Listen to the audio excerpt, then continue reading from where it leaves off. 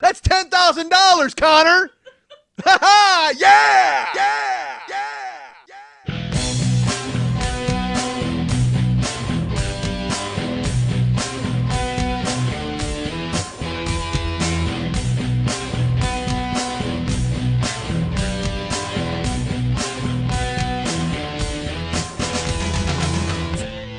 This show is not for sharpshooters. This show is a fucking machine gun.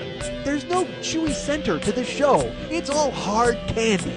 This show is not a sniper on a fucking roof. This show is a drone taking out a village. Do not invite me into your house because I will come in and I will wreak fucking havoc. Hey, what's happening? Mike Schmidt's 40-Year-Old Boy podcast. We're glad you're here. I'm here. I'm still here with Lily. She's still wearing a onesie. She's still sick because guess what? I'm recording this right after last week's show that ran downhill. I'm still in the same chair. I haven't even moved. I haven't even stood up, folks. I went ahead and told her to twist some knobs and turn some levers and let's fucking fire it away because I'll tell you what, I am traveling this week. I am out of town, unfortunately. Well, not unfortunately for me. Unfortunately for you. Although you get to hear this, right? This is all new content. Oh, I guess I've done this before where I just kind of talk in circles, but that's what I do all the time. But we have a clip show for you this week, folks. Because I am traveling and unfortunately I was not in town and not able to do what I wanted to do. But next week we'll be back with an all new show. It's going to be fun and exciting. But what I wanted to do is present to you. I don't know. I'll tell you what. I don't know what this is right now. I don't know if it's going to be one full show or if it's going to be 2 stories from other shows or 3 stories from other shows. Or I may just plug in an old Never Not Funny. What if you heard that coming out of your speakers right now? Wouldn't that be great? I'm not sure what, what if I did I went with Never Not Funny, but I went with episode 56 when I was fired, when I was gone. Take it out. So yeah, I'm going to go ahead and let you have these clips. And I hope you understand. Like I said, I'm traveling. And you're probably thinking, why is he traveling? Should I just tell them? I always hate to tell them. I have to go to Chicago because I'm recording stuff for the interlude. So this is the week that we do it, and it turns out I'm in town a little early, so I'm going to help David. And by help David, I mean sit in a room and do what I'm told. So thank you. I hope you whatever clip we pick, Lily and I are going to have a big meeting. We have a meeting with all of the people at 40-Year-Old Boy Industries to find out what clip to use. It could be multiple clips. It could be just one story. It could be an entire show rerun. I don't know. I haven't figured out. I haven't thought about it. I don't know what I want to do, but I do know this. You guys can get me at Mike and MikeSchmidtComedy.com. You guys can find me at Facebook.com/The40-Year-Old Boy. If you want to go ahead and find David Hernandez, who is our friend, go to Facebook.com/DavidMexHernandez or ArtByDMH.com, where he does all of the work and none of the play. But I mean, he'll go ahead and draw or paint anything that you want him to do. If you guys want to hire him, that's great. Not anything. I mean, it's got to be something that he can do and you want him to do and you agree upon and you're willing to pay for. So it seems like a broad thing, anything. He's not going to draw your cock in real time. He doesn't do that anymore. He used to. And also, if you want to go ahead and get our friend Lily, she's available at Facebook.com/LilyVonStupp. You can find her at Twitter.com/LilyVonStupp, Twitter.com/MNTs, Twitter.com/HollywoodBQFest. But if you'd like to write her a personal note and find out how she feels about doing 2 shows in one day when she's sitting here throbbing with sickness, you can write her at Lily@Burlesque411.com. That's Lily, Lili, at Burlesque411.com. You're listening to The 40-Year-Old Boy, and coming up later, Brandy Baker sets money on fire. I'm just going to do this one. Okay. What's his name? Oh. Ed Kupfer. That's Cooper. All right. There we go, Ed Kupfer. Cooper. This is ground control to Ed Cooper. Take that cigarette out of your mouth. And don't try to look so hard in all of your photos. Who are you trying to impress? You don't know. Stupid. So people ask me why I want to get waxed. And actually how I wound up liking that sort of thing, or why it even became a deal. People would write me that, and because people were genuinely like, how can you like that? Because I like vaginas, and I don't like them wearing disguises. How about that? I'm sorry, it's fucking Halloween, but I don't need my vagina wearing a mask. I just want to see it straight up. I just want to go straight pink highway, and that's what I'm into. And not to say that, vaginas aren't attractive when they're, look, I like all kinds of vaginas. I don't mind a vagina with a mask. I don't mind a vagina wearing a turban or a fucking crazy beard or a bush. I don't care. I'm into it. All right. I just happen to prefer the other way. That's me. When it became a thing, when it started turning into like, when that was the move and girls started doing that, I was like, oh, whoa, when did the world catch up to me? Hold on a second. And you say catch up to me because it's like, well, how did you know before that? Here's how. Long time ago when I was younger, I was, I told you I lived in Tahoe and I banged a bunch of chicks, and not a bunch. That seems ridiculous. But basically, I had no morals about who I would sleep with. I didn't care if I was dating another girl. I would go date another girl at the same time, and I worked in a nightclub, so I would take home people, whatever. That kind of thing would happen. And then sometimes you wind up eating ass, and then you tell that story later on somebody's couch, and your buddy goes, "Hey, you're not serious about that, are you? What do you think?" I moved from Tahoe to Orange County, California, and I started doing comedy in 1990. So I used to hang out all the time at clubs. I used to do this club. There was a bar called Cattleman's Wharf that I used to go to, and I would do stand-up in these just rat holes, the Barn in Tustin. I would go and do, it's what you do when you're starting stand-up. And honestly, it's what I should be doing now, playing the rat holes in Los Angeles and going up and doing stand-up. But as we all know, I don't. And that's become very evident in the times I've gone up and done stand-up now. So, but my home club back then was a club called the Laugh Stop. And it was in Newport Beach. And I wound up going, there was an open mic every Tuesday. So whether I was on it or not, I would hang out in the club. I would be, a Tuesday you had to be at the Laugh Stop. So if you got a spot, great. Then you would go up and do time. But if you didn't, you hung out anyway. You hung out all the comics. And, I was there. And the guys I ran with a guy named Sam and Rich, my buddy Kelly Moran, who unfortunately passed away. These were comics that I knew back then. And then you would get other guys like Steve Marmel would show up to do stand-up. That's how I met Steve, because he was writing on Arsenio at the time, and then he came by. Brian Posehn came down from Sacramento. It was the first time I ever heard or met him, was there. He was like, the new guy, and, now he's incredibly famous, and I'm here. And rightfully so. Brian's funny and a cool guy. I don't mean to disparage him. It's not like he got what I didn't. It's just, it was so cool to meet him on the way up, that sort of thing. So, we'd hang out there, we'd do stand-up, and then you'd hang out afterwards and you'd meet girls. You'd try to chase fucking chicks. You'd go to Denny's, you'd tell jokes, everybody would be busting each other's balls. It was the growing up phase of my life in comedy. So one night I'm at the club, and the show ends, and I'm with Kelly, and I might have been with Sam. I don't think Rich was there that night, and we're all hanging out. And, you wind up drinking, you wind up talking to girls, but there was this table of girls, and everybody could not stop talking about this table of girls. There was like 4 girls, and they were all really hot. And they were laughing their asses off, which was even better. So, of course, there's 4 of them, and Sam, I was used to my buddy Sam. My buddy Sam looked like a buffed Freddie Mercury. Okay, that buffed. That's wrong. That sounds like somebody took Freddie Mercury down and held him down and worked him over with a chamois. No, there was no shine coming off of Sam. My buddy Sam, he looked like a buff Freddie Mercury. And I've talked about Sam on here before. He was with me in Vegas, and we would go to the strip clubs, and we would talk to strippers. I would talk to them and be incredibly funny, and Sam would be the one who would fuck them afterwards because he was incredibly good looking. Nobody wants to fuck the funny guy. They want to hang out with the funny guy for 4 hours in the club, but then afterwards they're still going to go with buff Freddie Mercury while I wind up, thinking about a ring pop in the fucking back of the hotel. So we're there, and there's these hot girls, and then we wind up talking to them. We wind up, and I wind up hitting it off with this girl named Alex. And all right, I should tell you, before we went over to the table, we all kind of decided who we were going to go for. All right, and that sounds terrible, but guys do it all the time. Some guys will be wingmen, whatever the fuck. But I told the guys, I go, look, I get the redhead. And they're like, what? And I go, I get the redhead. And that was not a problem because it was 2 blondes, a brunette, and a redhead, and the redhead was Alex. And I'm like, I get the redhead because, folks, and this will key you into the thinking of 22-year-old Mike at the time, 22, maybe 23 that summer. I had not had a redhead yet. I had worked my way through basically everything else that I possibly could up in Tahoe. I had been with, an African-American girl. I had been with an Asian girl. I had been with a blonde, several brunettes, all of that. And it's funny. I know you're thinking, wasn't the Asian girl a brunette? Yes, she was, but it doesn't matter. It's a different subclass. All right. You go ahead and you when you figure things out, because again, yes, the African-American girl also a brunette, but it doesn't matter. She gets a full-on different subset on her own, okay? There's African-Americans and then there's brunettes. I just punched the computer. Did it still go? All right, that was terrible. I didn't mean to punch it. I flung my hand around. I didn't punch it. See, that seems weird. So yes, I did. I just threw a right hook at the goddamn computer. So I had not been with a redhead yet. I had not had one yet. So I'm like, all right, well, that's the move. I'm going redhead. And it turned out to be a good move because when we went over there and we wound up talking, she was funny and really just, and I should tell you, they were sitting at a table, and we walked over. We pulled up chairs, and again, it's after the show, so everybody's kind of mingling. It turned into a bar. They're still cleaning out the showroom, but we're hanging out with these girls.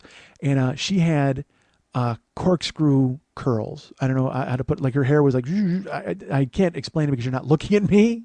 But imagine if you took straight hair and it was really long. It was past her shoulders, and it was piled on top of her head. I mean, it just looked fucking amazing. And imagine if you took it and you like wrapped it around a barber pole. All right, and then you let it go, and it was just spun. All of her hair was just fucking amazing and red, like copper penny red, fucking hot.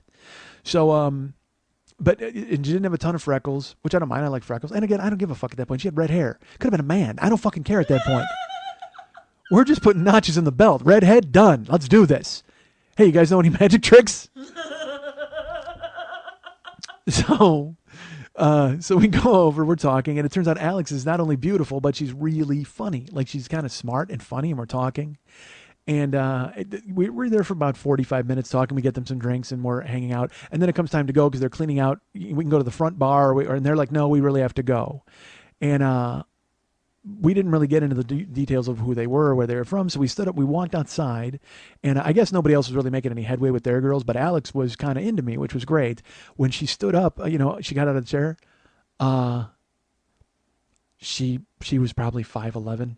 I mean, and I'm 6'2", and she was almost as tall as me with her hair. Her hair was as tall as me. Like, she was, and she stood up, and then it was like, oh my God, how striking is this chick? And she was just wearing, just like a white like blouse with a black vest and jeans. Like, she just was dressed like a normal person. She wasn't tricked out. Because the other girls were tricked out. They had like crazy makeup on and fucking skirts. But she just looked like a normal hot girl. Like, but she looked like the girl in the movie who's not hot until you take her glasses off and put her hair down. Like that thing. When it's like, if you could just, and you take your glasses off and it's like, oh my God, look what happened. But she didn't even need her glasses off or her hair down. She didn't have glasses on because if she had, by the way, I'm not even doing this show because my life had taken a completely different turn because I wind up marrying her and we move. All right. So, but she stands up. She's almost as tall as me. And I'm like, whoa. And so I walk her out. We walk out to the parking lot and we were like, well, do you guys want to go out afterwards? Because, again, we're feeble comics. You want to go to Denny's? Like, we don't know where the fuck to go. It's late on a Tuesday. And we have no lives, so we're used to hanging out. And she's like, no, I actually have to get home. And all of the girls said they had to get home. So I said, well, I would love to, you want to go out sometime? Or, and she's like, yeah. And she handed me her phone number. She had already written it down. Which was great. I didn't even realize that. So I'm like, okay, thanks. I took her phone number and, weird hugs goodbye, and everybody left. And then all the other comics looked at me and they're like, fuck, dude, I mean, how did you know to get her? And I'm like, I didn't. I went redhead. That's all I went. I went redhead. It's a bonus that she could open her mouth and talk and be funny and cool and also like really pretty face. But I mean, because you could see her face from the stage, but not really. But then when you got up close, she just had a thing. I mean, it was like she was just fresh scrubbed. I don't even know how to put it, man. Just fucking wow. She looked like she walked out of a 1940s movie and every guy followed her. You know what I mean? That kind of thing. The weird ingenue, like where guys are just fucking whistling. Oh, hot. So, I have her number. And look, there's the game. All right. You don't know when to call the person. You're not supposed to call the person. You got to wait 5 days. But I don't even know what the fuck that rule is because all I did in Tahoe was fuck chicks. I never like really had any real relationship. So, I didn't know the rules. So, I get up the next morning. I called her. I called her the next morning, folks. The next morning, and unbelievably, she answers her phone. She's home during the day. I don't know why, because I don't know what she does for a living. And I said, hey, Alex, this is Mike. And she's like, oh, hi, Mike. And we talk. And I said, do you want to go out? And she's like, yeah, I really would. She goes, I have to work tonight, but I can go out tomorrow, which is Thursday night. I said, well, what about the weekend? Because I had a gig on Thursday. She's like, nah, I have to work on the weekend. I said, all right. Well, I have a gig Thursday. I said, you know what? Fuck it. It's just like I can get out of it. You want to, because again, redhead. How the fuck do I pass on a redhead? And it's not even like a booked gig. It was like an open mic that I went to with my friends. They'll understand. And even if they don't, who fucking cares? So, you know what? I can shine the Thursday thing. And she's like, all right, well, I'd like to go out Thursday. I said, okay, what, give me your address. And I got her address. And I immediately went to Google Maps. No, I did not. I immediately invented Google Maps. So I wrote it down on whatever chicken scratch fucking paper I had in my house. I said, great, I'll pick you up at house 7. And she said, great. So I hang up. And I'm fucking excited because I didn't do a lot of asking girls out. I did a lot of meeting girls in bars and then winding up taking them home, that kind of thing. So this is all new for me, this whole relationship and finding out. And it's not even a relationship. It's just asking somebody out. It's new to me to act like a man. Let's put it that way. Because I'm, I'm a child all along, and Tahoe is just a fucking playground. I'm bouncing at night. I'm working in bars. I'm meeting girls and going home with them. That's it. Except for Wendy. I'm fucking married chicks. That's all I do. So to meet an actual like single girl and get her phone number and call her, this is completely new for me. I tell my roommate, I'm like, oh my God, dude, I met this chick. It's going to be unbelievable. And so I go to get her the next night. And again, I will tell you, I'm new to all of this dating nonsense. I don't know how to do it. So I stop and I get flowers. And I go to a florist and I get I get a bunch of carnations and some roses in there because I knew not to get a dozen roses because in my head I'm like, well, that says, hey, I love you. I mean, that's stupid. But I wanted to do something nice. So I got a bunch of carnations and I threw a couple of pink roses in there too because she had red hair because I didn't want to get red roses because that's love, whatever the fuck, who knows. So again, because you got to think about all these fucking things. I don't want to send a weird message. I had no idea. I'm lucky enough that she's going to, I don't even think she's going to answer the fucking door, quite frankly. But I go to her house and I knock on the door and she opens her door and dudes, fuck. She's wearing a black skirt and black hose and boots and she's got like a black top on and her hair is just, I mean, it's falling all over the place. It's just, it looks like ivy, like falling down from her head and it's framing her gorgeous face. And I'm holding flowers like, duh. And, I will say this, as taken aback as I was when she opened the door, I saw her and she was just framed in the doorway in that outfit. I was like, she was just as taken aback by the fact that I had flowers. Her face, I mean, it lit up like it was the nicest thing anybody had ever done for her in her life. I mean, I could have, I could have stopped and torn out like a shrub from her lawn and walked because I had the flowers and she opened the door and she's like kind of like shocked face and she goes, are those for me? And I said, yeah, I thought that would be nice. And she was like, oh, well, all right, here, give them, I'll put them in a vase. And she took them from me and I stood in the doorway and she walked away and I stood in the doorway because I didn't want to just go into her house. I thought that seemed weird. And she went into the kitchen and she's going through and then she kind of peeked around the kitchen wall and goes, you can come in. And I was like, oh, okay. So I walked in but she was like, oh my God, I can't believe you brought flowers. Those are so nice. And it's just so beautiful. And I love carnations and da-da. And look, I recognize the carnation is the rat of the floral industry. Okay. It's the one that you get when you're going to senior or sophomore, even some sophomore dance. That's what you pin to some girl's shirt. But I didn't know to get lilies. I didn't know what the fuck to get. You know what I mean? I didn't want to get a dozen roses. So I got carns and I threw some roses in. All right. Enough. I don't want to hear you beefing me about the stupid flowers because she liked them. All right. But she acted like I brought her a fucking Christmas tree that was fully decorated. I mean, she was going crazy. Like, and she made a face like almost like a sad face, like wistful. And so she found a vase and she put them in there and she sawed off the bottoms of them. I guess you're supposed to do that where you cut off the stupid. And she put the flower food in and she was all excited. So she's like, well, where are we going? And I said, well, let's go eat. And then we'll figure out from there, what we can do. Because I usually, again, I don't know what to do on a first date. This is before I discovered that taking a girl to the zoo was a good first date. I always thought that was a good first date. And it was nighttime at this point. And she was way too hot for the zoo. I couldn't bring her there because fuck that. You never know what's going to happen. Some animal sees her and they fucking attack me and they drag her off into a cave. You never see her again. That happens a lot. A lot of times when you take a girl to the zoo, you got to be very careful at the zoo. If you bring a hot girl to the zoo, make sure you're armed and you're constantly frosty. Because I'll tell you, fucking a gnu will leap out of its pit and just grab her by the collar and drag her into the gnu pit. And you don't want that. Some llama will come up and spit in your eye to cause a distraction. And when you're fighting off the llama, 19 ocelots come over and they drag her off and build a dam around her.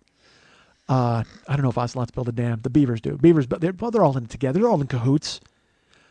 I can't say how many girls I've taken to the reptile house and lost. Because I'm busy battling a Komodo dragon and fucking 94 salamanders take her away. God damn, that makes me laugh. All right. Maybe the zoo's not a good place for a first date, folks. Again, I fought many battles there, pitched battles. Holy God. But I'll tell you this, if you ever make it out of the zoo alive, your date will never forget you. Oh, she's so happy. She's like, you saved me from giraffe rape. And which is weird because I didn't know giraffes knew magic. All right. So, yeah, that's right. You heard it. So I go in her house and I take her out to dinner. And here's where I go, folks. Because I don't know much about food or dates or anything like that. I take this lovely woman to the Claim Jumper, which I thought was a nice place to eat because they had plates. I'm 23. What the fuck? So we go to the Claim Jumper, and I will tell you this too. By the way, you want to talk about being a guy who betrays who he is? I ordered a salad and a side of steamed vegetables. I don't know why. Because she got a steak. She's like, yeah, I'll have a steak. I got a salad and a side of steamed vegetables. Who am I fooling? Who the fuck am I fooling? I'm a big dude. And at the time, I should tell you, I had just moved from Tahoe. So I was probably, Christ, what was I? I mean, I was looking good. I was only about 240, maybe 235 and looking sharp. But I ordered salad and steamed vegetables. Look, yes, make fun of me all you want. Quite frankly, I can't even fend that one off. So we went up talking and find out a little more about her. And here's what I find out about her, folks. She asked me, what I do. And I say, I'm trying to be a comedian. And she wants to talk about comedy. So we talk about comedy for like an hour. I talk about how I drive all over. I go to shows. And she's like, that sounds really cool. I would love to do something like that. And, you were really funny and you're so good at it. And I'm like, good. I just want to get better at it. And I'm happy to talk about me, but I want to hear about her. So I'm like, well, where do you work? I said, you said you had to work last night and you got to work this weekend. So you work nights? She goes, I do. And I said, okay. I said, well, so what do you do? Do you work in, you work in an office? I mean, there's an office. And she's like, no, I'm a dancer. And, look, all right, I'm a 23-year-old guy. When a hot girl tells me she's a dancer, I immediately think stripper. But I also recognize that's not a good move on a first date. As I'm eating my steamed cauliflower, even then, you know what? It was brain food. That's why, that's why I ordered the vegetables, because they were brain food. I was thinking at all times. And I knew it was not a good idea to look at her and go, oh, so you're a stripper, because that date is over. So I had my wits about me there, did not do that. So when she said she was a dancer, here's how I got out of it. I went, oh, like a choreographer, like in the movies and stuff. I mean, what else am I going to say? I can't, if her job is dancer, literally she's a stripper or a choreographer. There's nothing in between that I could have said. So I said choreographer, like in the movies. And she was she was not happy to tell me. Okay. But she goes, no, I work at, and unfortunately I can't remember the name of the club. But it was a club I had been in before. I remember being, cause we would, again, sometimes Denny's doesn't do it after the open mic night. So she's like, no, I work there. And I said, oh, I'm glad I was in a loud restaurant. Okay. Because, I think it was the first time you could have actually heard my cock get hard. So I'm glad there was a clank of silverware and a bunch of other stuff going on. Because and then it made sense. Like, she was incredibly beautiful, but she was also funny and smart and all this thing. And look, not to say you strippers are not, all right. But also the fact that she went out with me, like she was willing to go out with me, it didn't add up at all. So we're talking, we're eating, and we actually wound up sitting there for like 2.5 hours talking. And I mean, she was just interesting and funny and cool. And I really liked her. And so I asked her about the stripping. And she's like, well, I do it because I need to make money. And I was like, okay. And I find out that she's divorced. And I also find out that she's got a 3-year-old. And she's only 23. She's my age. So she's got a 3-year-old. And the house I picked her up at, that was her mom's house. And she lives with her mom. And so her 3-year-old boy lives there as well. And they were, in another room or something when I picked them up. So I mean, that's a lot for me to process, quite frankly. At that point, I'm like, oh my God, hot stripper. Oh, wait, a mom. You live with your mom and a kid. Okay. Check. But no, I'm not that heartless. I wouldn't do that. Because she was, honestly, I might have at that age because, look, I had never let any obstacles get in my way of banging somebody up to that point, even husbands. I mean, I did not care. But mom and kid is that's a little rough. But at the same time, she was so cool and I didn't want to not see her. I know that sounds strange. So we went up there. We were there for that long, and then we left. And I said, "Well, She didn't drink. She's like, I don't want to go to a bar because I work in a bar." And I was like, "Oh my god, that's exactly how I felt because I would go to comedy and be in bars, and I hated people in fucking bars." So I said, "What do you want to do?" And she goes, "Well, why don't we can go back to my house." So I took her back to her house, and we sat on the porch and talked. And she was really interesting and fun, and I mean, it was just and beautiful. That was the thing. It's like for someone who had not ever really considered a relationship, to then be sitting there with a stripper with a 3-year-old and going, wow, I could actually date this girl. Like she's interesting and I want to see her again. It was just a weird out of left field. I couldn't believe I felt that way. So then we went to say goodnight, and I was like, all right, well, would you want to go out again? She's like, well, I work the next few days, but if you want to call me, yeah, and then we can do something next week. I said, great. So, she went up, she went to work. I went and did my thing at the office, but we would talk on the phone and we would talk for hours. I mean, I really dug her. She was great. We made plans for the next week, and then we actually went out to a movie and we got something to eat, just normal dates, like really normal dates. So that goes on for like a couple of weeks. And I should tell you also, I haven't, this will sound stupid. I was so used to getting laid like the first night with people, but I was really kind of enjoying seeing her, and so I would make moves, and then she would be like, no, but nothing. So we wound up making out, but nothing else had ever happened. So that goes on for 2 weeks. So after 2 weeks, my mom is coming to town. My mom and my aunt are going to visit us in Los Angeles at the time. They're visiting me and my brother Lenny, and this is the time when I went to. I think I told you the story where I went. And at the TV show, and the people at ABC saw me, and I wound up blowing that meeting or whatever. It was that period in time.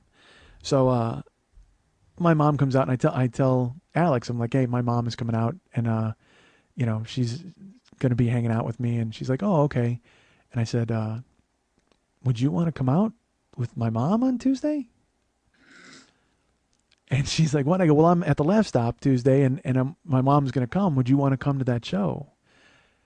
And she's like, well, yeah, okay, yeah, that'd be fine. I don't know why I asked that. And I will tell you this, to this day, of all the girls I've ever dated or been with or whatever, my mom has only met Karen and Alex the stripper.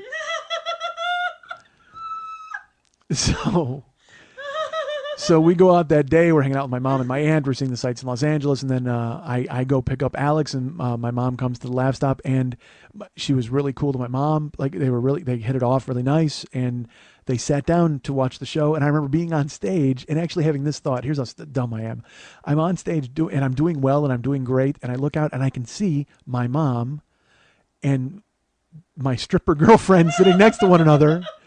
And I actually, in my head, I felt like content. And in my head, I was like, yeah, that's the girl I'm going to marry someday. Like I had that weird thought because they were getting along. Like my mom, they would like laugh and look at one another, laugh. And they were both so proud of me. That was one thing. And look, that's all I need. All right. My mom could have been sitting with a guy and the guy would have been laughing at me and looking proud. That's the boy I'm going to marry someday. I don't give a fuck. You like me, I like you. That's it. So, but they were so together and in on it, and they looked cute together. Like in my head, I'm like, oh my God, my mom actually likes her, and that's nice, because it was the first girl my mom had ever met that I was ever involved in. So then we went out that night, we went to dinner, and my mom was really nice to her, and I wasn't, because I didn't know, my mom is a, piece of work. But she and my aunt were really nice to Alex, and Alex was great to them, and to the point where at one point Alex used the restroom, my mom leaned forward and like winked at me with, oh yeah, she's great, Michael. And I'm like, oh, okay, that's awesome. Let's not talk about her work. Let's not talk about her work. Let's not talk about her work. But then, during the course of conversation, my mom asked her what she did, and she said that she was temping right now. Like she knew to slide through that. And I mean, just to see her dance that dance made me like her even more. It was amazing. So, my mom, we split up that night, and I took her home, and I was like, wow, it was really great, a great night. And she's like, okay. She goes, hey, I'm not working on Friday if you want to get together Friday. And I said, yeah, so that's fine. And you know what's weird? All right, she was a stripper, and I never wanted to go see her at the strip club. I didn't care. it never even entered my mind, the thought of it. Like, I'm like, because it would be too fucking weird. Like, in my head, I would show up and it would blow everything. You know what I mean? It's just seeing her vulnerable and seeing her in that position. And then also, then I got to punch everybody in the place over and over because I'm not going to understand that. You know what I mean? It just doesn't work. And so I go, look, that's the one thing I'm never going to do. I'm never going to see this girl at the strip club. Which is a fine way to live your life, by the way. Don't go ahead and always make that rule. No matter who you're dating, assume you will never see them at the strip club. So I go to pick her up on Friday, and we're gonna go out. We're actually gonna go out and be able to stay out late or whatever because I don't have to work and I don't have a show. And she answers the door, and she looked fucking amazing, hot. And I go, all right, well, are you ready to go? And she's like, well, come on, and I'm not ready. And I come in, and I will tell you this: at this point, I still have not met her mom or her son. And I think also, you know how I didn't want to see her at the strip club? I think she didn't want me to see her mom and her son, like that real life thing. I think because we had a nice little fantasy thing going on. We were just two crazy kids who were dating, and having a good time. So we get in her house, and I sit down on the couch, and she goes and she puts popcorn in the microwave. I remember that. She put popcorn in the microwave. And I can hear it popping.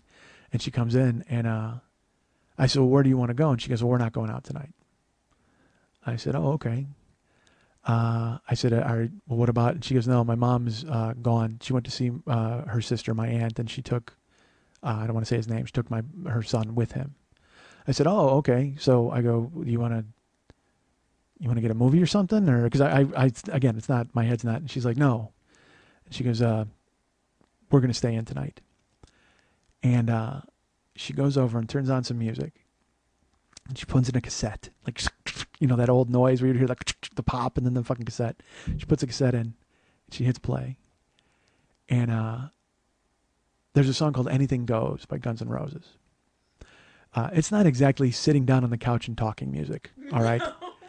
It is a fucking balls out tune, and it's just, I can't even explain it to you, but it starts playing, and look, I know all about Guns N' Roses at the time, and she turns around and she smiles at me, and she starts dancing in the living room, and dancing and stripping in the living room, and giving me a lap dance on her couch in her mom's house. So I'm just sitting there because, again, I'm stupid. I'm like, like, I don't know what the fuck to say. You want to be smooth at those times, but this is something you're like, well, this is never going to happen to me ever in a million years. First of all, dating a stripper, any of that nonsense. Because this is before I had met Rocky Mountains, but this is before all of that, folks. This was my indoctrination into the world of strippers, I think. Tahoe? Was there anybody in Tahoe? Whatever the fuck, who cares? So I'm sitting there, and she's stripping, and she's lap dancing, she's on me, and she's stripping, and then she starts stripping. Like, she doesn't just go down to, chamois or whatever. She gets down, and she's wearing she's got a chemise. What's that thing called? It's like a slip, but a half slip, silky on top. I guess that's a chamois, right? Is that how you pronounce it? A ShamWow? Yeah, she's wearing a chamois. She needed one. I fucking needed one at that point. It's just like a half. It's not a nightie, but it only goes down to like your navel, and it's silk, and it's got spaghetti straps. You guys know what I'm talking about. Lily's wearing one right now. Why does she not know the name of it? Camisole. Maybe that's what it is. All right, so she's wearing a camisole and panties, and she's dancing. And then she turns around, and she was long, fucking like so tall, and arms. And she reaches behind herself, like her back is to me, and she's dancing. And she does that cross-armed thing with the camisole and pulls it over her head. And so she's now it's just panties, and that's it. That's all she's wearing. And then she's dancing, and she won't turn around. She doesn't turn around. I'm just sitting there because, again, I don't know what am I going to do? Get up and dance? I'm just going to fucking sit there. And she's driving at this point. And again, I should tell you, I was so fucking excited because the reason I started dating this girl, she's a redhead. That was the only reason I even sat at her table. And now I realize finally, I can add redhead to my collection. And I'm going to get to see it. I'm so excited about Red Bush. I'm just so happy. And the camisole comes off, and I'm sitting there, and I'm kind of dumbfounded, and I realize this is happening. This is really fucking happening. And she's dancing, and the song ends, and it goes to another song, another Guns song, Rocket Queen, fucking awesome. So that was look how that's how fucking great she was. She even picked the best songs off of Appetite. Like, I mean, Because she could have stripped a sweet child of mine. Of course, anybody could have stripped a sweet child of mine. But fucking anything goes and fucking Rocket Queen? Are you shitting me? And it comes to mind now that I have missed a crucial aspect of this. There's a crucial element that I'm not telling you about, folks, that I should mention right now. When we had been dating over the course of 2 weeks, you know, she would wear different outfits, but she was always dressed. So I never saw her undressed. But she wore a short sleeve shirt one day, and I saw she had a tattoo on her left arm. And I was like, wow, that's great. And she goes, yeah, it's not finished yet. But it was like green twirls, and, you know, there's some red in it. It just looked fucking amazing. But it was, you know, it was on her upper arm. And I was like, wow, that's really, you know, really pretty. Because what do you say? I don't know. Because dude, it's fucking 1990. I've never seen any chick with a tattoo. I haven't seen any of this other than, you know, some movie where everybody biker was going to get stabbed. You know what I mean? But she was like hot and gorgeous, but then she had the tattoo on her arm too. And I was like, oh, fucking hot. So, it fails. I can't believe I didn't fucking tell you this. So then when she reaches with her arms, I can see her arm has the tattoo go all the way up into her shoulder. And when she turns around with the camisole and she reaches down and she pulls the thing up, this tattoo covers half of her back. It goes from her left like tricep up over her left shoulder all the way down the left of her back down to just above her ass cheek. And so then it dawned when she said it's, and my favorite part is in my head I went, it's not finished? What the fuck are you gonna color in your whole body? What the fuck? Because it was just this intricate. That's the thing is it wasn't just a solid block. I mean, it was this intricate series of flowers and vines and all sorts of stuff, and it just looked amazing. And so it went with her hair perfectly. And then she's back to me and she's dancing and fucking guns is kicking and she's wearing just panties and she slides her panties. She's dancing still, tattoo, fucking perfect red hair. And I'm so excited because this, again, I'm with a redhead, Red Bush is coming. I'm sitting there staring at her. She's doing her dance, fucking guns is kicking it. I'm excited. I forget to the point where I forget I'm in her mom's house. Honestly, the weirdness of being in her mom's house is completely out the fucking window. And she slides her panties off and she turns around and finally I'm face to face. I'm going to be face to face with Red Bush. She turns around and I look in her eyes first because I don't want to be that guy. I don't want to be just body guy. So when she turns around, I make sure I'm looking at her face.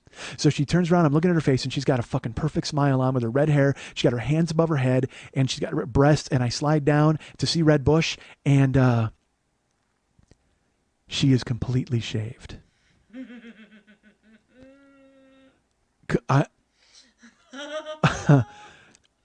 looked, and I will say, I'll be honest with you, there was like a flash, maybe an eighth of a second of disappointment combined with confusion, because I honestly, I had never seen that ever in my life up to that point. I had never once even thought of it, never even considered it, never thought it was a possibility, never realized that could be done. I just never even thought that was going to be something that could fucking happen. So she turns around, fucking perfect body, 5'11", fucking hands up in her red hair, and she comes walking toward me completely shaved, and she sits on my lap and starts grinding lap dance, and she leans forward and we start making out, and she leans back and she looks at me and she goes, "Do you like?"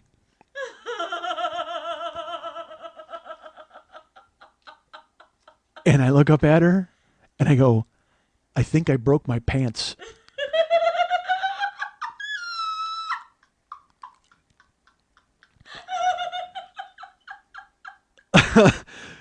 and I fucking meant it.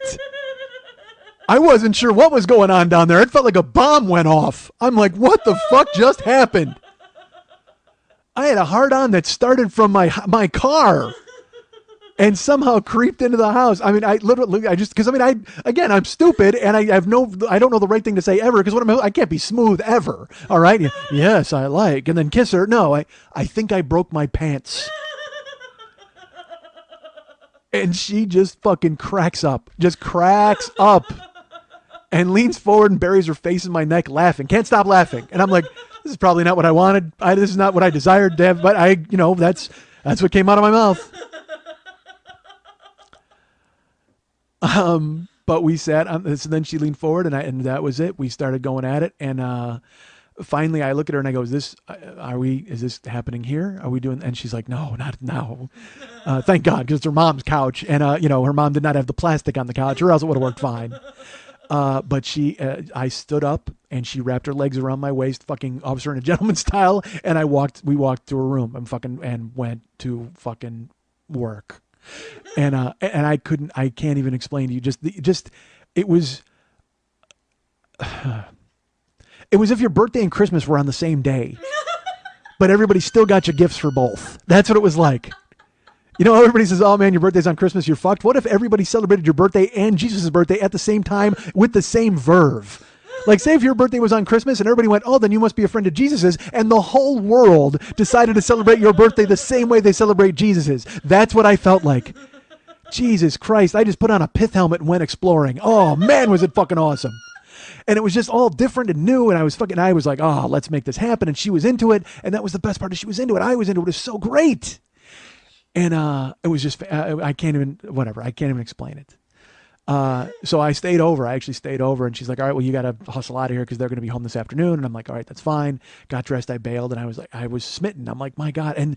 But in my head, I kept replaying that moment when she turned around, like this weird, she was almost like, it's funny, I hadn't seen Silence of the Lambs, but now that I think about it now, she had her arms up in the air, almost like Jamie Gumb style when he like leans forward, does that. Yeah, but she was not wearing a disembodied scalp. So that good, because honestly, that would have turned me completely off for a second. So I go home and I'm like, I can't believe it. I want to tell everybody. Like, part of me wants to tell everyone, dudes, you're not gonna fucking believe this. You're not gonna believe this. She fucking shaved. Like, I'm not. But then at the same time, I'm like, well, no, because if she was a knockoff, I would have done that. You know what I mean? If it was a one-time deal or someone I met in a club, I would have. But I felt that we'd been dating a couple of weeks and I really liked her. And now I'd been in her house where her son lived. I mean, I didn't want to betray her in that way. So I'm like, fuck that. No, you know what? This is my secret. That's it. Nobody fucking knows. That's my secret. It's between me and her. So I kept it to myself, and that was fine. So and I'm still doing stand-up. And we dated for it was only like another week or so, and it's summer of 1990. So I wound up getting in a competition for the funniest man in Orange County. And the funny thing was the competition was at the Orange County Fair, and I think I told this story on the podcast. That everybody went up and they did their acts. It was all like young people, and we were all new, really doing it. But I was always kind of ahead of the curve. Like I was always funnier younger. Like when I started out, I was still funny because I had funny in me. It was just getting the writing to match my funny. So I was writing topical stuff, and then I was kind of funny. So and dude, I can't tell you enough how horrible it was to perform outside at a fair. I mean, and I've done terrible shows. I've worked at car shows when there are, people walking by with fucking churros. Terrible. So again, it was another series of that. So I went up at this fucking Orange County Fair. You're outside in an outside tent. And this is not a joke, and I swear to God, I've talked about it on this show. Other comedians went up. They did what they were going to do. They did well. Everybody was very polite. There was no hecklers. It was not that kind of thing. So, and it was sponsored by the Orange County Register and Coast 103.5, which was a radio station based in Orange County. So I get up on stage and I start doing well. I told a couple of jokes and I did very well. It was daytime in a fair. And this is not, I'm not even kidding. I swear to God, I've told this story. 2 minutes into my 6-minute set, a Sousa band comes around the corner. Literally, like I'm doing punchlines. I'm like, yeah, unbelievable. So then that happened where I'm a marching band comes around the corner. And they dance and they're doing literally they're marching through. It's a huge marching band. Boom, boom, fucking drum. And it's like unbelievably, like the Cat in the Hat should have been leading it. That's how fucking crazy it was. So everybody's laughing. I'm getting huge laughs just from standing there. Literally, I was at the da-da-da-da, and they come around the corner playing, and I just stand there holding the microphone, literally just stand there. I don't panic. I don't say anything. They come around the corner and they fucking walk away, and I just go, as I was saying. And those 4 words clinched funniest man in Orange County for me. Because I didn't get pissed. I didn't get mad. Now I'd probably lose my mind, throw the microphone. What the fuck? I'm an idiot. But then I just had the presence of mind to think it was funny because it was hysterical. All of us knew it was hysterical. Why the fuck did that happen? And why wouldn't it happen at a goddamn fucking Orange County Fair? So as I was saying, and I literally could have closed on that. But I did a couple more minutes and left, and then I won. I won Funniest Man in Orange County. I got a write-up in the paper, and I got a trophy that I have to this day that has a little microphone on it. It says Funniest Man Orange County. Orange County Fair. It might have been just Funniest Man Orange County Fair, which that's not fair. They didn't open it up to everybody at the fair. So I win that. So with that, I win an appearance on Coast 103.5's morning show. And I'm all excited because I think I'm going to get in there and get hired for a job, because this is when I thought I was the greatest thing in the world. And I thought every time somebody saw me, they were going to recognize my genius and immediately hire me to do something. So I could not wait to go to 103.5. So they scheduled it for like a week later. We had the competition on a Saturday, and I was going to be on the following Friday, which was great. So I went out with Alex that week, and she told me, she goes, well, that's great because I don't have to work Friday. I took it off, so we'll go out Friday night, and you can tell me all about it. I said, I can't wait. Going to be exciting. So the week passes. I do shows. I go to Coast 103.5, their offices in Newport, great view of the beach. I walk in, and they're like, hey, you're Mike Schmidt? Yes. And a woman comes out. Her name is Carrie. And she was a tiny little thing. And she had like bangs. Who did she look like that I would say? Chrissy Hind, but like tiny and like a little prettier. But she walked up to me and she's like, hey, how are you? She goes, I saw you that day. You were so funny. I said, oh, great, thanks. And she goes, you'll wait in here. And they had some morning thing. They had to talk to them. They wanted to go out of the news. And well, do you have any bits you want to do? I said, I'd rather just talk. Even then, I just wanted to talk. You don't want to hear my bits. I said, but I'm happy to go. They go, well, they do a thing about the news. I said, I'll comment on the news. Fine with me. And actually, I did a joke on the air, I'll tell you, because they were talking about how there was a reunion of a preschool. A preschool was having a 1-year reunion. And I said, that doesn't make any sense. The joke I made was, what's next? I go, you'd have all the kids from the fraternity ward have a 1-year reunion. Remember the time we were crying and drooling, and then like kids from the womb? Remember that time you were a zygote and you lived in your mom's vagina? You know what I mean? Like, and they were not happy that I said vagina on Coast 103.5, but who cares? They all laughed, but afterwards they're like, so I finish on the air and I walk out, and again, it's morning. So Carrie comes up to me and she's like, oh my God. And she hugs me, which is weird. And she goes, you were just as funny on the radio as you were at the show. And I go, oh, thanks. That's nice. And she goes, what are you doing tonight? And as you know, I have a date with my friend Alex. And I said, I don't know. Why? Because I'm a very good guy. Because again, I'm not used to being in relationships or anything. I'm used to doing whatever the fuck I want. All right. So she goes, well, you know what? We're going out after work. We'll meet at a bar here in Huntington, or they were in Newport. She goes, in Huntington. So why don't you come out and we'll hang out, and then afterwards maybe you and I can go do something. And I said, yeah, okay, I can do that.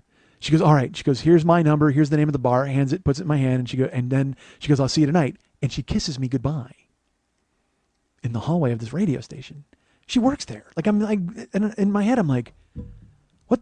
How funny was I on the air? I must have been fucking hysterical. But she liked me from the jump anyway, for some reason.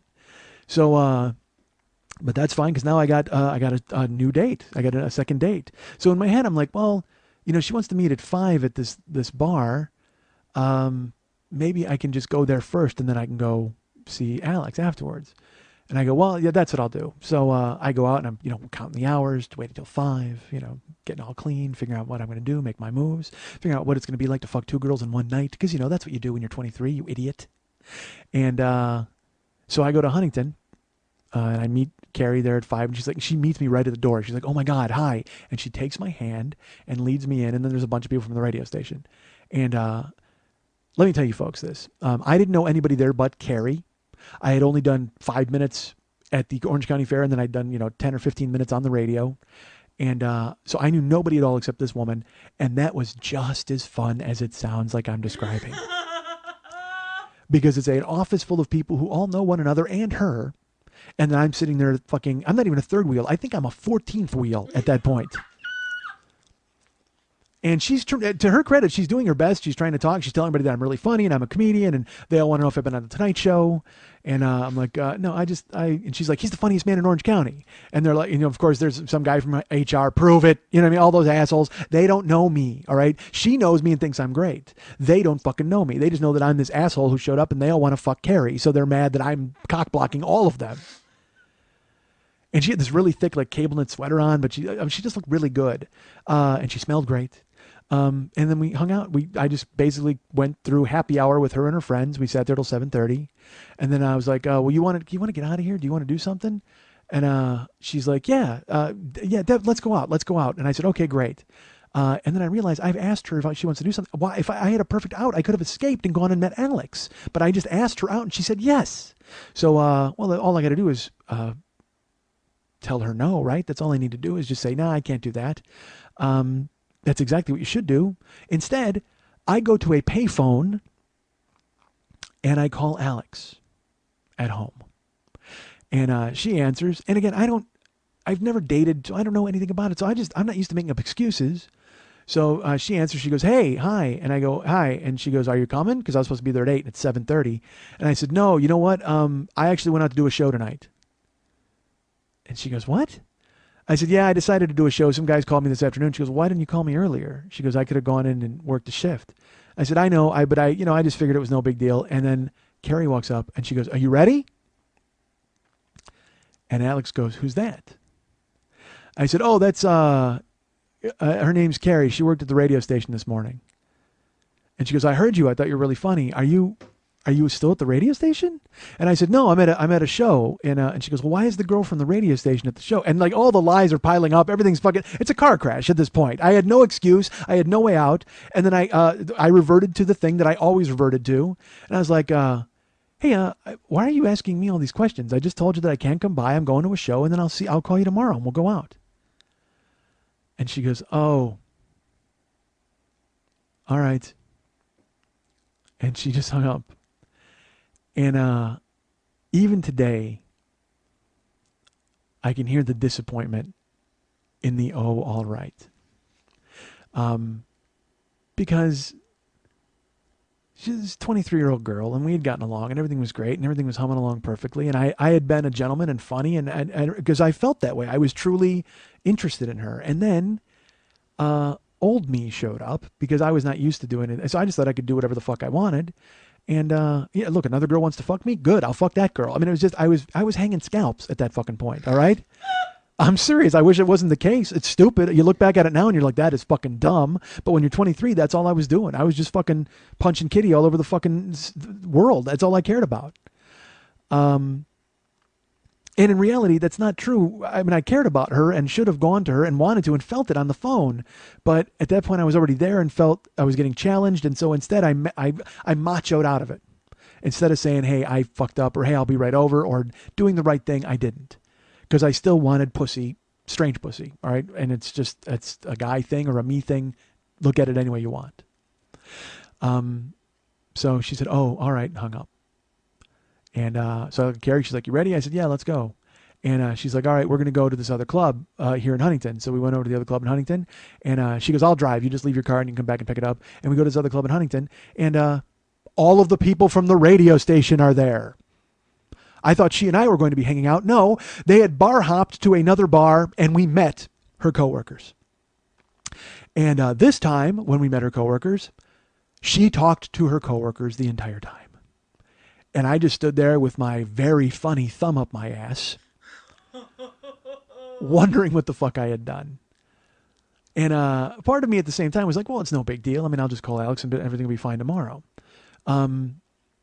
So I hung out with Carrie. I gave it another hour. And she still ignored me and wound up talking to her friends. So obviously I had not made much of an impression, I guess was the point. And I said, all right, I'm going to take off. She's like, all right, well, it's really nice meeting you. And I said, okay. I said, well, can I give you a call? And she's like, yeah, if you want to, go ahead. If I want to. So obviously, again, I had done something wrong. I don't know if it was she heard me on the phone talking to a girl. I don't fucking know. All I know is that fell apart quick.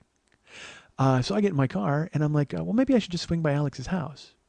I'm like, no, she probably went into work. That's fine. So I go home. And the next day I called her and she doesn't answer the phone. I don't get her. And I'm like, all right, that's fine. So then I call her that afternoon and I don't get her on the phone. And then I call her Saturday night and I don't get her on the phone. And then I call her Sunday and I don't get her on the phone. And I don't get her Monday on the phone. And then I call her Tuesday and I don't get her on the phone. And I'm starting to realize that maybe she doesn't want to get me on the phone. So then Wednesday goes by and now I'm devastated. All right, because I think I told you guys I'd get attached quick. And I was attached and I really liked her. and she was amazingly hot, and we got along, and she was smart and funny in addition to being amazingly hot. But unfortunately, evil me took over and decided that I wanted to go ahead and get laid somewhere else, even though I wasn't. One should be good enough, right? One should be good enough. But at the time, I didn't, like I said, I didn't fucking lose my virginity till I was 20 or whatever the fuck. So that's all I wanted to do was make up for the past fucking 8 years. I'm like, well, 12, yeah, that seems young, whatever. But that's all I wanted to do. Hey, well, fuck, I'm jerking off in my car with my family. I mean, Jesus Christ. All I wanted to do was get fucking laid. So, I mean, and I was hanging scalps.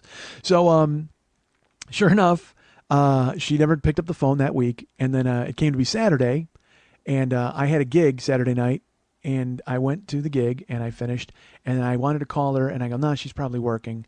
I said, you know what?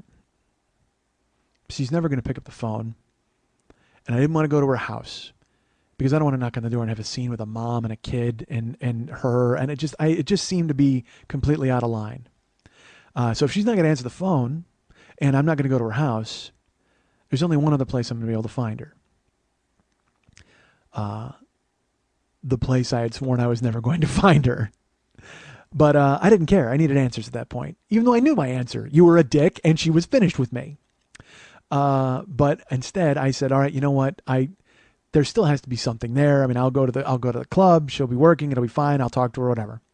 So on the way to the club, I stopped, and I picked up flowers at the grocery store. I brought carnations and whatever the fuck they had. I had a big sunflower in the middle, and I threw a couple of red roses in this time for her hair, and I got that, and I bought flowers. So I go to the club, and I walked to the front, and I said, is Alex working? And the bouncer turns around and looks at me, and he just starts laughing his ass off. Just like he just starts cracking up, because I'm showing up at a strip club with a bouquet of flowers. And he looks at me and he goes, what are you supposed to be? And I said, well, no, I'm coming in. Is Alex working? And he goes, Alexis? And I said, yeah. And he goes, yeah, Alexis is here. And he goes, yeah, no, you can't bring that in. And I go, oh, come on, dude. I trust me. I need to bring it in. He goes, if that winds up all over the floor, I am going to fucking kill you. And so I gave him $20 and he let me in. Which, by the way, for me at that time, $20 a ransom. I'm eating vegetables at the claim jumper, for Christ's sake. So I slip in, and then I pay the cover of $20 after giving the bouncer $20 to let me in with the flowers. And as I walk in, everybody's staring and laughing. I mean, they're just fucking, who's this jamoke idiot coming to a strip club with goddamn flowers? So I look around and I don't see her. She's not on the floor, and I'm looking. I'm just trying to find her, and then there's a table in the back. So I go and I sit down, and then they come up and they're like, "Hey, you want a drink?" And I don't drink, but I said, "Yeah, I mean, I guess I'll have a Coke." So that was $8. Bring me an $8 Coke, and I'm sitting there with a Coke and a bouquet of flowers in a strip club, just staring. And girls are walking up. They're like, "You want a lap dance?" And I'm like, "No, I'm good." And they're like, "You sure?" They go, "Ooh, these are nice." And then they're picking them up and smelling them. I'm like, "Oh, dude, don't fucking get your stripper stink on them, because then she's gonna smell that and think I came here with trying to lure strippers with a bouquet. Don't do it."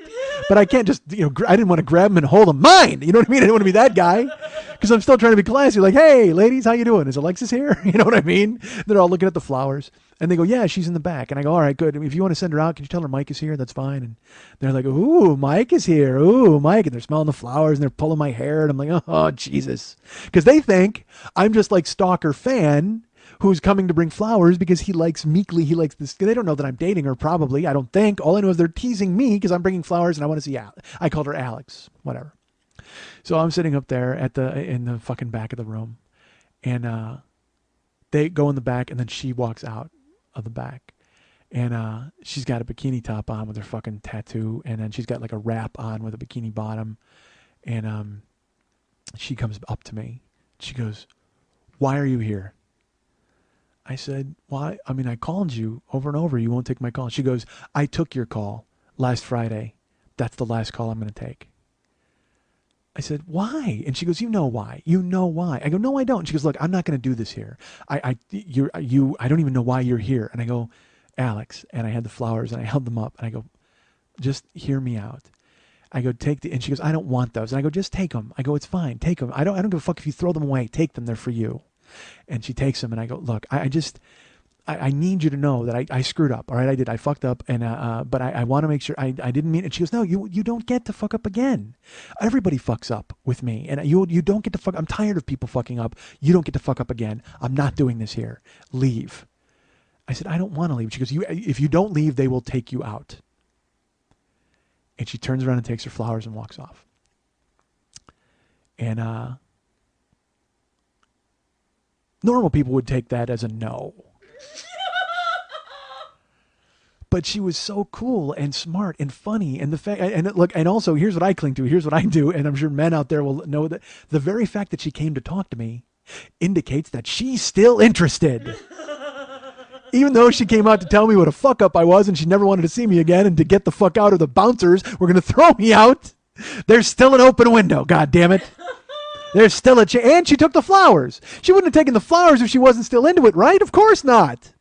So she takes the flowers and she goes in the back. And so I just sit there nursing my $7 Coke, waiting for her to come back out. And then the fucking DJs are like, all right. And they're bringing fucking dancers on, and girls keep coming up and asking if I want to lap dance. And I'm like, no, because I've been in a strip club. I know how to behave. And part of me is like, well, maybe I should just give them money so they leave me alone, or so I look good to Alex. Maybe that would look good if I was good, nice to her friends. And I'm like, no, that's not going to look good. She told you to get the fuck out, or the bouncers are going to take you out. And now you're getting lap dances from her friends? Fucking scale down. But I'm not thinking straight, because I can't believe that she's fucking this mad at me. Even though I can believe that she's this mad at me. Because you know why? Because she's fucking 23 and got she's a stripper with a 3-year-old son, and she met a nice guy who brought her flowers. And then when she finally let her guard down and fucking stripped for him and we went at it, a week later I blow her off to fuck somebody else. What the fuck is wrong with me? And so, now I see it, and I see it clearly. That's exactly what it was. But at the time, I don't fucking think. I don't think now, but I didn't think then.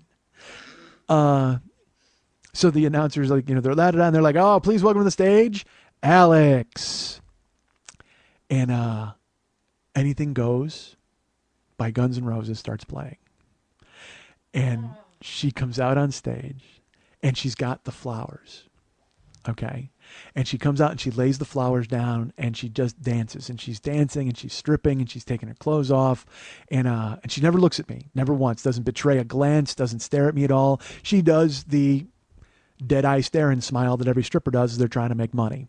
So she's dancing, she climbs on the pole, does a little pole stuff. And guys are throwing money at her, and she's stripping, and she gets down, there's 2 songs. So that song ends, and, they're like, and so when Anything Goes ends, she turns around, and she's still in her panties, but her bikini's gone, and she's got her little throw thing over her. And next song starts, Sweet Child of Mine. I'm assuming she did that just because she didn't want to deal with Rocket Queen. Like they're like, oh man, the fans know Sweet Child.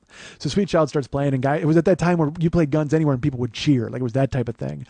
So it started playing, and they were still huge. She's dancing, and she turns around, and she's shimmying, and she's dancing in her tops or her bottoms, and she spins around on the pole, and she pulls the string on the bottoms, and they come off, and completely shaved. And the place goes up for fucking grabs. Like guys just start screaming, like literally like it's a football game. Like guys stand up and they're like, yeah, like they're just going crazy. Because again, I never saw that before, and I'm sure now it looks like a whole room of guys who've also never seen that before. Because I'd been to strip clubs and all the strippers had all their equipment, everything was factory installed, and nothing had changed. But she changed the game. She may have been she may have invented it she may have invented tattoos and completely bare floor. It might trace back to Alex in Orange County. You may go talk to girls now, and they'll tell these legendary stories of Alex from Orange County, who was the first to shave and actually get a full tattoo on her back. I mean, the place went bananas, crazy bananas, and she's dancing, and she's doing the splits, and people are giving her money, and she's scooping it up, and she made a ton of dough. They're like, the guys are like running up and almost hitting themselves in the head with a shoe and throwing money at her, like they don't know how to deal with it. It's like, I feel like breakdancing, like McDowell and fucking Coming to America. So, like John Amos, he's all like, I don't know whether to laugh or cry. I feel like breakdancing. So fucking, because it was the same feeling I had in her fucking living room when I saw it. Like it was just that flash of, what is this now? Hold on a second. It was like she had invented the phone. I mean, it was amazing. So, and her pussy said, Watson, come here, I need you. That's... So it was that kind of a revelation. So the guys are going crazy. She's dancing. She does her split things, and then the song ends. Or they had the radio edit of "Sweet Child," which I remember because I'm like "Sweet Child's" like a 6-minute song, but she did the radio edit. I don't care. You don't care. Nobody cares. And she finished, and she scooped up her stuff. And what they do is they strip, and then they get off stage. They go in the back. So I'm sitting there. Everybody's clapping. So she walks out, and when she stops, she looks and she sees me, and she just kind of like rolls her eyes. And I don't want to go up to her because then I look like I'm like, hey, and grabbing her arm. I'm not that guy. I'm trying to get her to come to me so I can talk to her, even not recognizing that she's embarrassed as fuck that she's at work and I'm there. I'm seeing her in a way that she had never been seen by me. There was too much weirdness there. And I didn't recognize it then. All I wanted was to talk to her. Well, fuck that. All I wanted was to fuck her again because I knew I'd fucked up and I'd made that mistake and I was just trying to make it right. So I'm sitting there at the table and she walks out and she rolls her eyes and sees me, but then she starts smiling because usually guys will sit in their chair and then you got to approach them and ask for a lap dance. Guys are coming up to her, basically asking for lap dances. So she's like, oh yeah, she nods and she would go over and she's holding her things and she's got her bikini on and she's holding the flowers. And she comes out and there's a guy in a chair and she gives him a lap dance and she's giving him a lap dance and it's not a full song. When you get a lap dance on the floor, it's not really a full song. They do it for like a half song. So she does the lap dance and he gives her, a couple bucks and she reaches in and she pulls out one of the flowers and she hands it to him. And then she goes to the next guy and he's holding up his money and she gives him a lap dance and she reaches in and she pulls out one of the flowers and she hands it to him. And I'm sitting there watching her do it. And she's not looking at me. It's not like a ha-ha. She's not rubbing it in, but she knows what she's doing. And I know exactly what she's doing. And she's dancing and she makes her way through the floor and she gives a lap dance to everybody. And everybody she danced with got a flower. And all fucking 12 or 13 or however many it was. I just grabbed a bunch of flowers. And finally she's got just the empty plastic bag. And she comes walking up to me. And she just holds the bag out and she drops it on the floor. And she goes, I told you to leave. And she turns around and as she turns around, she points and the two bouncer guys come up. And they look at me and they go, you got to go. And I go, all right. And I get up and I go to walk out and the guy goes, hey. And I look at him and the bouncer goes, pick that up. And I go, what? He goes, I told you if this shit winds up on the fucking floor, I was going to kill you. Pick that up. So I had to pick up the empty bag of flowers, the plastic wrap, and walk out. And I look, and she didn't even turn around and watch me leave. Like there was no remorse. There was nothing at all. And I walked out. I'm standing outside. I throw the fucking plastic wrap out. And so now when you ask why, I have such a thing for waxing or for bare floor. I don't even know if it's a sex thing or if it's a fetish thing or if it's just something that I'm, I don't think it's any of that. I think I'm chasing something that I'm never going to get back. And it was all my fault. This is the 40-Year-Old Boy, and coming up later, Sabrina Vitale has tawdry beach sex, then beats your dumbass in a street race.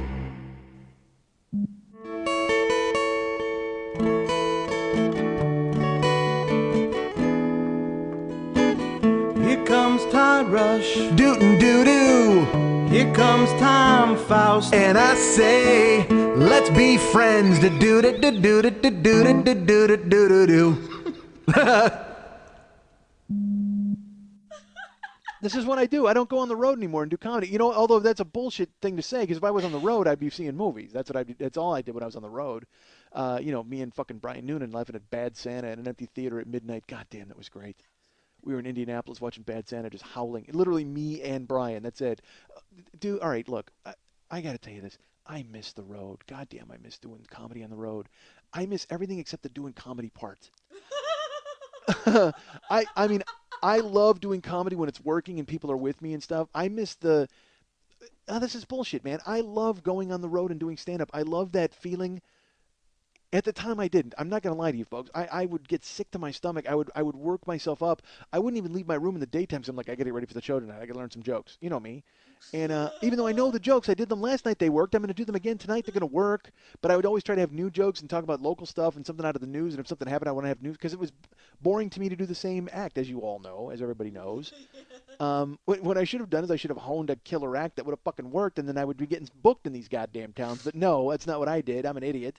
I got fat and had my friends bring me, and then I ruined everything by being a fucking lout. God damn it, I'm a jerk. All right, so terrible. There was nothing better when you would go into a town that was you knew you were going to be there for 4 or 5 days, and there was a movie theater close to where you were staying, and then you would go in and do the Wednesday night show or the Thursday night show. And you would get out at 10 and go, hey, we could actually make a 10:30 movie. You know what I mean? Rush over there and just it was like a huge camping trip, interrupted with these unfortunate 30-minute instances where you had to address the campers. You know what I mean? It was just this. God damn it! If I just wouldn't have had to talk to the campers, I would have stayed on that camping trip forever. If I could have just showed up in towns and they would have paid me just to come, oh my God, how great would that be? Hey, we're going to put you up in a hotel and we're going to pay you to stay here for 4 days. You don't have to talk to anybody. Fantastic! I'm in. Let's do this. That's why I need to get famous, so I can just start going to places and like doing signings and bullshit like that. You know, when they have you at a convention. What convention are they going to have me at? The creepy photograph solicitor convention? Jesus, I don't want to go to that convention. That's horrible. You know what? It's just me sitting in a photo booth waiting for anybody to pop in so I can hit play or cheese or whatever the fucking button you got to hit to get a photo taken in a goddamn photo booth. It's been a long time, folks. I have no idea what the buttons say.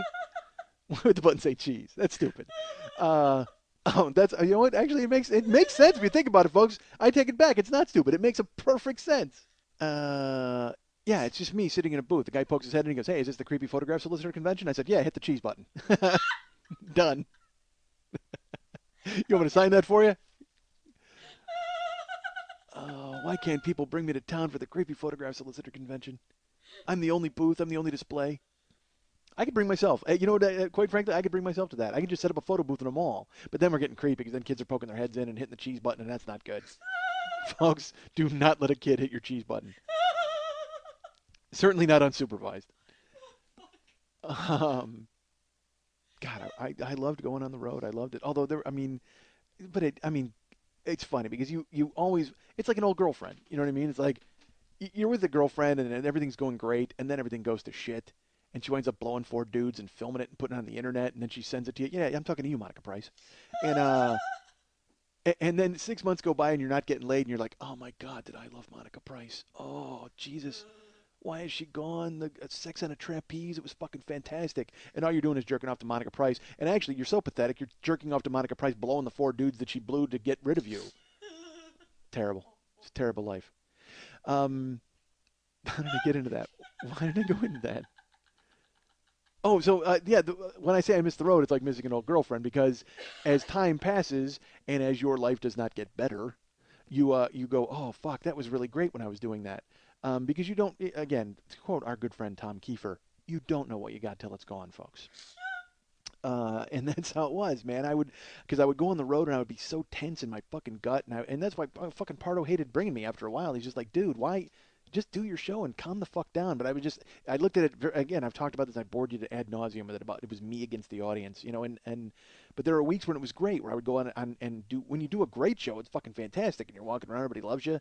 But when you do shows, there are weeks where you're just like, Jesus Christ! In the middle of it, you want to quit. You're just like, I can't. I was in. It's funny. I talked about the Funny Bone earlier. I worked the Funny Bone in Naperville, Illinois. I was the house MC. And as the house MC, I had certain duties. Like the reason I got this gig, I lived in Naperville and I went down there to showcase, and I fell in with Bert Borth, who was the guy who booked it, and is a real good guy, and he wound up becoming my friend, and he thought I was funny, so he was like, well, why don't you just come on in and you can work, because I lived close by and I always changed my material, and eventually he just wound up having me come in and MC pretty much every weekend. The only times I wouldn't MC is when I was out of town doing shows on the road, actual, you know, like I was middling on the road. And I never pushed to middle. I never pushed to move up at Bert's place because it was a steady paycheck. It was close to my house, and I was just having fun. I got along with everybody that was there. It was weird, like, and I will admit, I got a little freaky sometimes because I would actually work at the Funny Bone. Like, I would show up and I would help seat people You know what I mean? I would work the door, take tickets, seat people. We'd get the room completely filled. The music would hit, and then I would go on stage to open the show. And inevitably, there would be people who, there were regulars who knew me and knew that that's what I did. But I would get on stage, and it was a battle because there were people who would just be like, "Oh, hysterical! That guy was funny at the door, and we liked him, and he was nice and charming." And then there'd be people who were like, "Dude, wait a minute! I paid to see a comedy show, and the fucking doorman is going up there." Like they would get fucking attitude about it, and within fucking 4 minutes, everybody would see that I was hysterical, and everybody would back down, and everything was all fucking cheese buttons for everybody. That was great. But that's when I would work at the house. So the Funny Bone had a ton of different clubs. They had a bunch of clubs, and Bert, some of them were owned by one guy, some of them were owned by another guy. It was I don't need to tell you folks, the hierarchy of any business is very hard to crack. So there were certain clubs that were run by certain guys, and Bert had ins with them. And I told Bert, I go, look, I would really like to get, because once you got in with the Funny Bones, well, fuck, you were set for life, supposedly, because you could go on the road and work all the different Funny Bones, and you would get it. It was weeks of work that you could always count on, because folks, comedy clubs are never going to close, right? That boom's not going to end. So it was, because when I would go on the road, I was doing gigs for, an agency that was out there that would put you in. You would string together 4 nights at different hotels, and you would work in actual showrooms and what's the phrase in a hotel, like the hotel bar, you know what I mean? Like they would set up a microphone and have comedy in a bowling alley or some shit like that. And sometimes it worked and sometimes it didn't, but that's what you did to learn. You went on the road and you did that. But if you could get in with the Funny Bone, it would be glorious, because then you would get to go to a city and you would get to stay in the same hotel, and you would be there for 4 days, and you could do shows in an actual club and eat actual chicken wings. It was fantastic. Plus the pay was better. Everything was better. And then once you got in with the Bones, you could use that as, to say, hey, tell the improvs, hey, I work for the Bones. Can I work for the improvs? And then maybe you could work for the comedy zones down south. And then eventually you're 55 years old going, holy fuck, I'm a road comic. Which, I got to be truly honest with you, is a lot better than being 43 and going, holy shit, I'm a night watchman. God damn it. It's totally true. It's totally true. That's what I'm saying. It's at the point where I'm like, oh, holy, I fucking blew it. I blew it. I was being paid to be myself, and whether I was doing that in fucking Des Moines, Iowa, or wherever the fuck, I blew it because I was a fucking jagoff about it, and I was like really gripped and angry and weirded out, and I didn't understand what I had. I looked at it adversely rather than trying to benefit from it. Look, we all know I've got a high opinion of myself. I was always like, fuck, I should be somewhere better. This is part of my Funny Bone thing. I should be doing something better. I should be doing something better. I should be doing something better. Well, fuck, why don't you just get good where you're at, and people will notice. It happens eventually. People will notice. Although I am disproving that theory right now, because I've gotten pretty good at this thing, and nobody notices. So I would go on the road and I would work. So I wanted to work the Funny Bones, and I told Bert, is there anything you can do? And Bert had an inn in South Bend, at the South Bend, Indiana Funny Bone, which was not far from my house. I forget, like 70 miles, I don't know. And he's like, hey, I can get you in there. And what it is you'll work there for a week, and they will pass judgment on you and recommend you to the offices, to the main guys at the Funny Bone. And I said, okay. And he made a phone call, and then I called over there, and they booked me to MC a week. And again, I was the house MC in Naperville, and I didn't mind doing that because it was so close to my house and all that. But I did not want to go on the road and MC because they can get fucking local guys to do that. And I had passed that, and I was better than that. Again, folks, I'm better than that, as I keep saying over and over.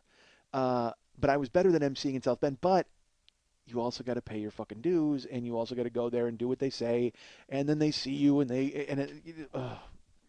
folks, there's a clip on the internet about how to become a comedian.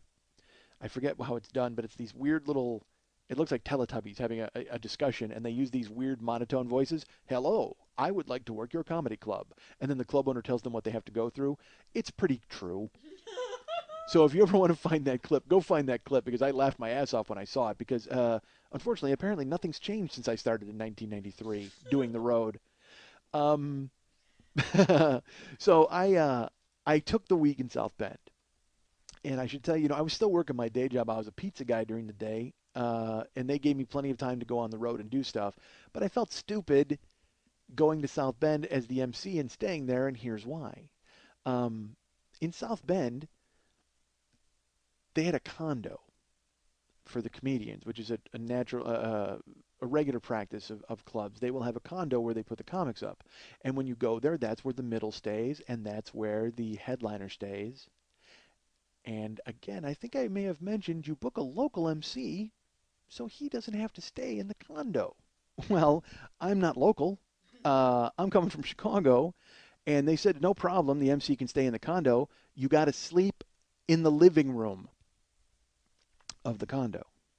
So that made me decide that I was not going to go the whole week. So I was going to round trip it Wednesday, round trip it Thursday, and then drive down Friday, stay Friday, Saturday, and then Sunday. So I would just stay there the weekend and make it work. So I show up in South Bend on Wednesday. I drive, and make the scene, and I meet the guy who books the room or manages the room. I don't think he booked it. Again, it was really hard to tell with the Bones. There was a guy named Mark Johnson who booked a lot of the Bones, and I got along with Mark the few times I spoke to him. But the guy who booked or worked in South Bend was Mark Johnson's best friend. His name was Paul Lane. And I show up and I meet Paul Lane. And how do I describe Paul Lane to you folks? Imagine if James Woods was fat and booked a comedy club. All right, that's Paul Lane. One of those guys who thinks that everything he says is gold and you're a piece of shit. And you, by the way, are working for me, so you need to stand there and listen to it. And you need to take everything that I say and pretend like it's great, and I don't want to hear a fucking word from you because you're the MC. Shut the fuck up. That guy, all right? So Paul is there, and I show up and I meet Paul, and he immediately starts busting my balls. I mean, like, it's not even... There's not even a, hey, nice to meet you, we have a mutual friend, or I know this guy, or anything like that. It's, I walk in the room, and he goes, you going to change for the show? Just starts laughing in my face. And I go, what do you mean? And he goes, no, you're going to change clothes for the show. And I go, oh, hilarious. I go, no, actually, I'm driving round trip. I didn't put my stuff in the condo. And he goes, I'm not kidding. You're not wearing that on my stage. And I should tell you folks what I'm wearing. I'm wearing Zubas. All right, but tasteful black Zubas. They're not like crazy garish, not great. But I'm a fat guy, so I don't wear a lot of belts. And I got a black T-shirt on, and I always have an overshirt that I wear on stage, but it's a solid green overshirt that I have at the time. And I have I'm wearing a Sox hat, baseball hat. And he's just like, seriously, you're not going to wear that on my stage? And I go, why? It's a button dress shirt and a pair of because they look like black slacks, but they're not. They're Zubas, but they look like black slacks. And I go, well, I didn't bring any clothes. I mean, I just kind of round tripped it. And he goes, well, I mean, if that's all you got to fucking wear tonight, then I guess that's what you'll wear.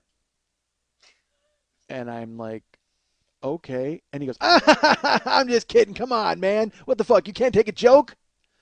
That's what I'm dealing with, folks. I'm talking, that happens in the first 10 minutes. I'm in the goddamn club. Now, remember, I'm there on the word of a friend. I'm there hoping to get a recommendation to work all of their other clubs. And what this means, folks, is that I can't use my evil Mike Schmidt powers against this guy. I have to fucking scale it back and go ahead and just be a normal person and just nod and kind of laugh, because I think we all know that I would have wanted to eviscerate this fucking guy for taking... Come on, that's a green shirt. Green makes my eyes pop. Who the fuck do you think you are, pal? Take a close look. I look great. Odds are I didn't look great, but still... I didn't look bad. How could I look bad? I look great all the time. All right, so... Stupid. So I should tell you this, I got there super early, like the show's at 8:30, and because I presumed, I didn't want to be late, because again, I'm trying to make an impression that week.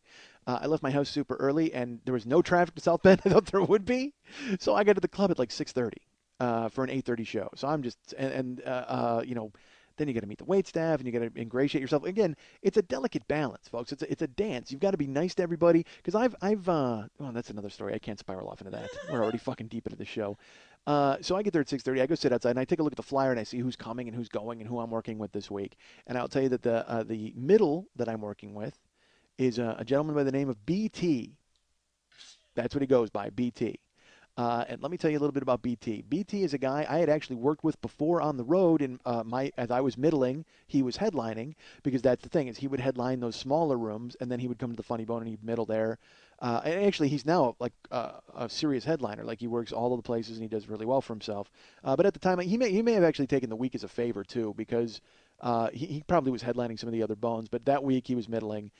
BT, I will tell you, is a guy who is muscly and black and bald. All right, BT, and crazy attractive. Like an incredibly good looking guy with a mouth full of teeth like a great white shark. I mean, just fucking, he might have had 85 pearly white, perfectly shaped teeth. I mean, it was this incredible smile and a perfectly shaped head. And so he, like, you know, you see people that are bald and you're like, oh, they didn't have a choice. BT was probably bald from 12 on purpose because his head looked magnificent. You know what I mean? And he realized it. Like, he caught the right angle in the mirror and he went, fuck that, I'm shaving my head. And then everybody fucked him 9 times. I mean, he's like that crazy good looking of a guy. And just gregarious. And I will tell you at the time, all right, look, BT's BT. And he's very successful and he's doing what he's doing. But at the time, he was a perfect middle guy at the Funny Bone for them because BT was all charm. That was his whole deal. Like his jokes were okay, but he didn't need jokes because the second he walked on stage, everybody loved him. So he was able to pull that off. Like you could just go again. The middle slot is the easiest slot anyway. But BT would make it a breeze, and actually it was a drag for me. I got to be honest, because I would bring BT on stage, and 30 minutes would go away like that because people loved him, people are laughing, and I would go in the back of the room and I would just like sit down, and then all of a sudden he was finished because he had just floated in on a cloud of charm and then disappeared in 30 minutes, and now I got to go fucking back on stage. God damn it, I don't want to work. It work. See what I mean? See what I mean, folks? I don't want to work. I don't want to go on stage and say, hey, here's who's coming next week. Don't forget Haywood Banks in a month, and here's your headliner. That was work that I didn't want to do. I am pathetic. So, BT is our middle that week. Our headliner, and I actually have thought about telling this story in the past. Like when I've thought about it's come up and I've kind of breezed past it, and there's a reason why I never told this story. But I have to tell it now, even though there is this reason still exists. I do not remember the name of the headliner. And that's going to sound like a cop-out once I tell you about him. But if anything, it's even a little freeing for me because maybe I can tell you, well, what do I care? I tell you everything about everything anyway. I don't know the name of this guy. All right, but I will tell you this is 1995 in South Bend, Indiana. And the headliner this week is a magician. Yes, folks. And not just any magician. This is a magician who, he was sort of a younger guy. He was around my age at the time. It's 95, so what am I at the time, 30? 28, 30. He's around my age. And he was a straight boat act. I mean, he was a guy who came right off a fucking cruise ship, which may have docked right there in South Bend. And he hopped off with his steamer trunk full of fucking scarves and nonsense. So he's the headliner that week. He's a magician, and I will tell you, this is his first week headlining anywhere. I don't remember his name, but I do remember that he was billed as, he had been the opening act for The Amazing Jonathan for the previous 6 months to a year, I think. He was opening for Jonathan on cruise ships, was how he billed himself. No, he might have been doing cruise ships, and then when he was on the mainland, when he wasn't in international waters, violating any number of laws by making a goat disappear, he was back in America opening for The Amazing Jonathan. And so what he was doing was he was doing what I was doing. He was trying to get work with the Funny Bones. So this was his tryout week. He was coming into headline. And so basically the people in South Bend have no idea that as they pay for their overpriced fucking jalapeno poppers and drinks and their 2 drinks and their admission price, and they use their coupon and they come in with their, their cold called telemarketing party of 20 from their office. They have no idea they're actually watching 2 job interviews that week. That's what they've paid to see. They're eating jalapeno poppers and watching 2 guys sweat out their futures. Which makes sense with why they put BT in the middle, because if anything, he was the pleasant sorbet between furiously sweating MC and furiously sweating magician, whose balls and career are on the line. So people are like, well, at least they'll enjoy that guy. That's what the show was called that week. At least you'll enjoy this guy. So I'm there at 6:30. I see the flyer. I don't know the guy. I don't know the magician. I just see his name on the flyer. And as I'm sitting in the showroom, and they're setting up, lighting candles, whatever the fuck. It's time to play the music. It's time to light the lights, folks, because there's a comedy show tonight. As I'm sitting in the room and people are trying to come in, I hear, Schmidt, get the fuck in here. which is, of course, the dulcet tones of Paul Lane.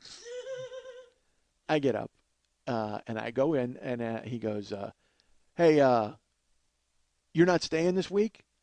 And I go, "Well, no, I'm staying on the weekend."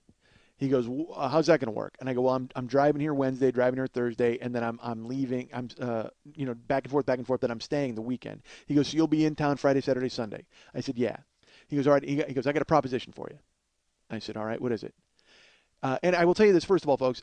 When I say I'm leaving, I would love to be the middle, because it would mean when I finished middling, I could get in my car and drive back to Chicago and save the 45 minutes to an hour of watching, magical job interview.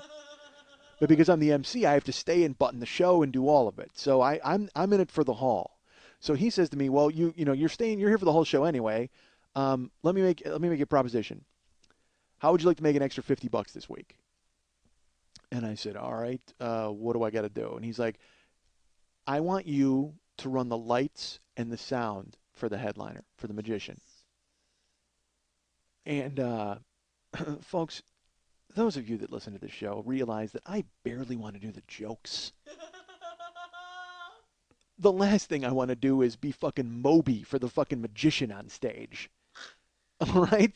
I'm not Dead Mouse. I'm the fucking MC who's trying to get a goddamn job, and that job does not entail me fucking beep, beep, boom, boom, boom, boom, boom, hitting fucking buttons and getting y'all ready for this, okay? So I just look at him and I'm like, "Oh, yeah, really?" And he goes, "Yeah, $50." And he goes, "I'll throw you an extra $50, and you just run the lights and the sound, because I don't want to deal with any of that shit." And again, folks, job interview, trying to ingratiate myself, trying to make myself look good.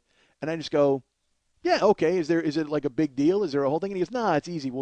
I'll do it with you the first night. I'll stand there and I'll just show you what to do, and then you just do it." So I said, "Great, no problem." And then I will tell you this about Paul Lane. All right, Paul Lane might be a ball buster. Paul Lane might be a guy who, again, really enjoyed his kingdom of South Bend Funny Bone. But I will also tell you that he was ruthlessly efficient. I mean, he was a fucking guy who, it's funny, if you watch The Sopranos, Bobby Bacala was played by Steve Sciarippa. Steve Sciarippa was the entertainment director of the the Riviera Casino in Vegas. And he was notoriously a ball buster for time, for making you do your sets, for looking good on his stage. And he was an evil fucking monster. There are guys who love him, okay? I never had any dealings with him. All of my stuff, whenever I got booked there, it was done through a third party, so I never had to talk to fucking Bobby Bacala on the phone. But I can tell you that he would, poke his head in periodically, and he was very much, there was a clock on his stage, and you had to follow it, and all these different things. So that's what Paul Lane kind of was. But at the same time, his show was incredibly efficient. It ran like a goddamn. He was the Mussolini of fucking comedy clubs. All right, the trains ran on fucking time.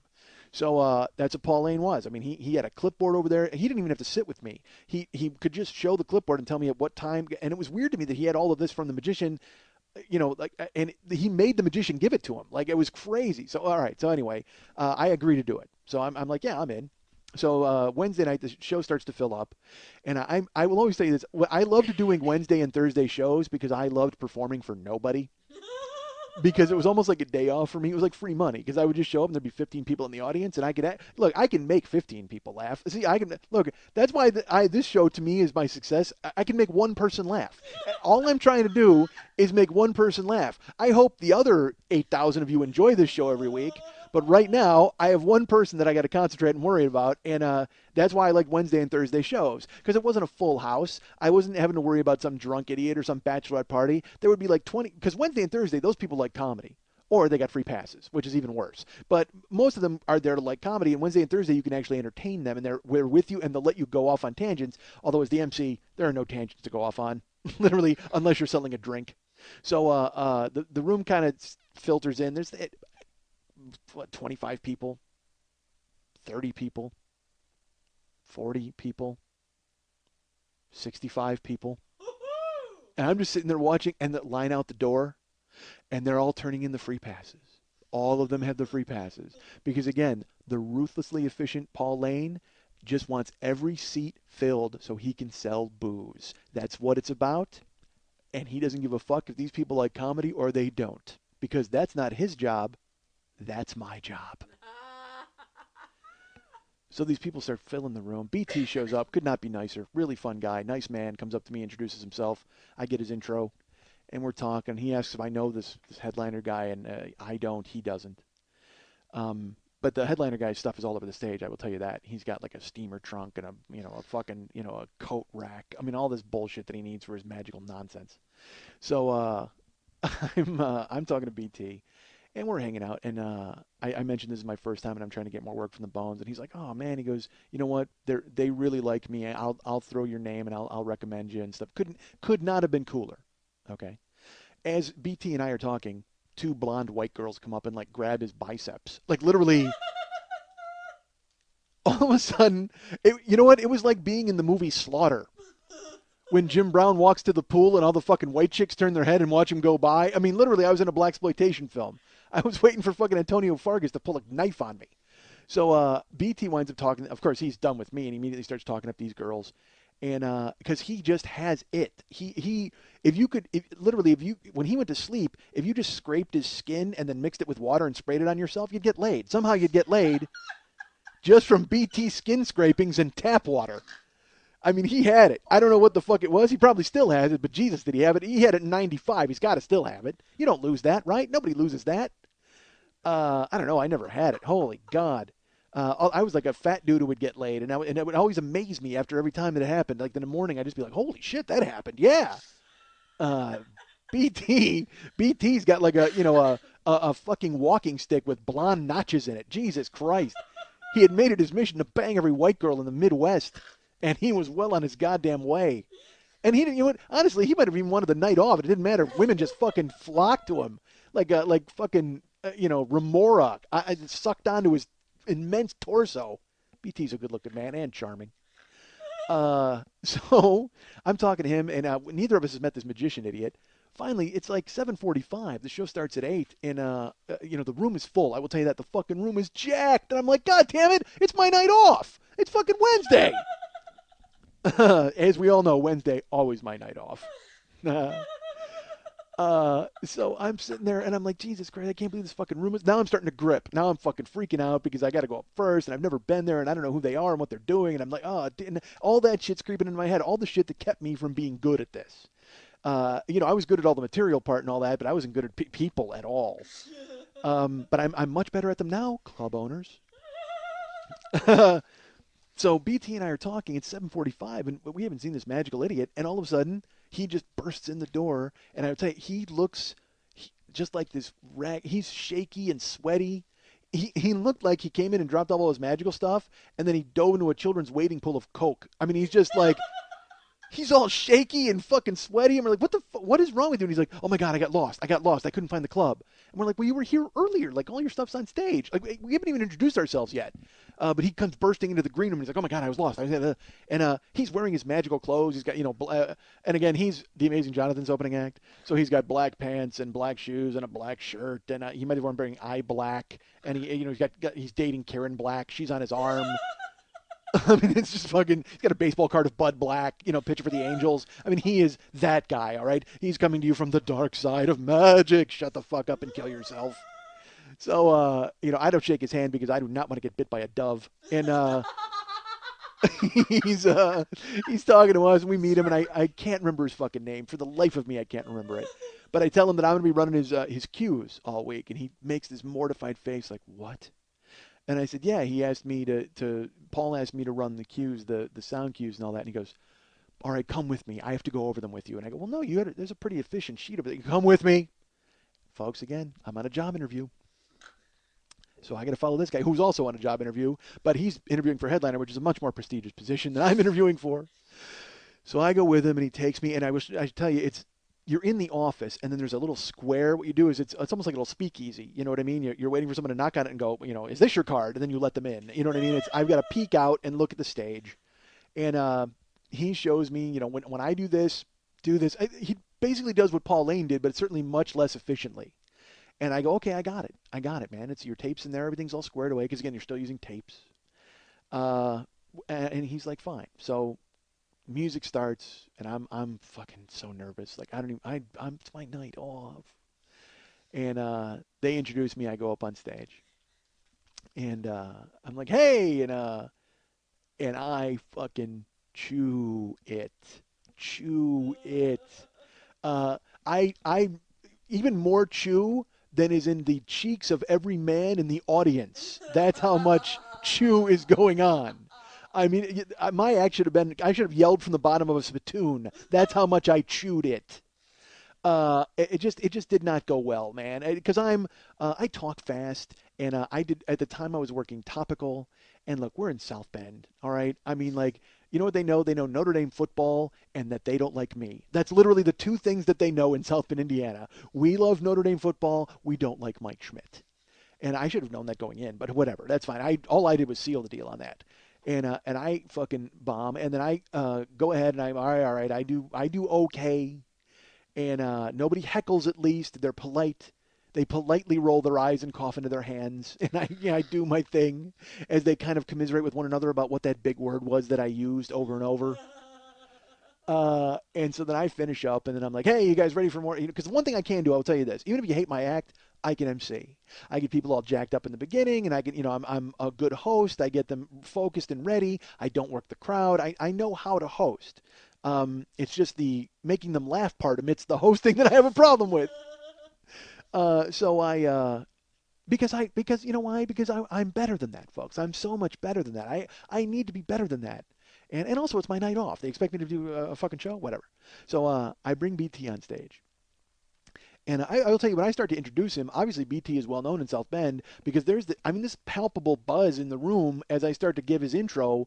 And there has never been a greater mood swing in the world than there is from me finishing to bringing BT on stage.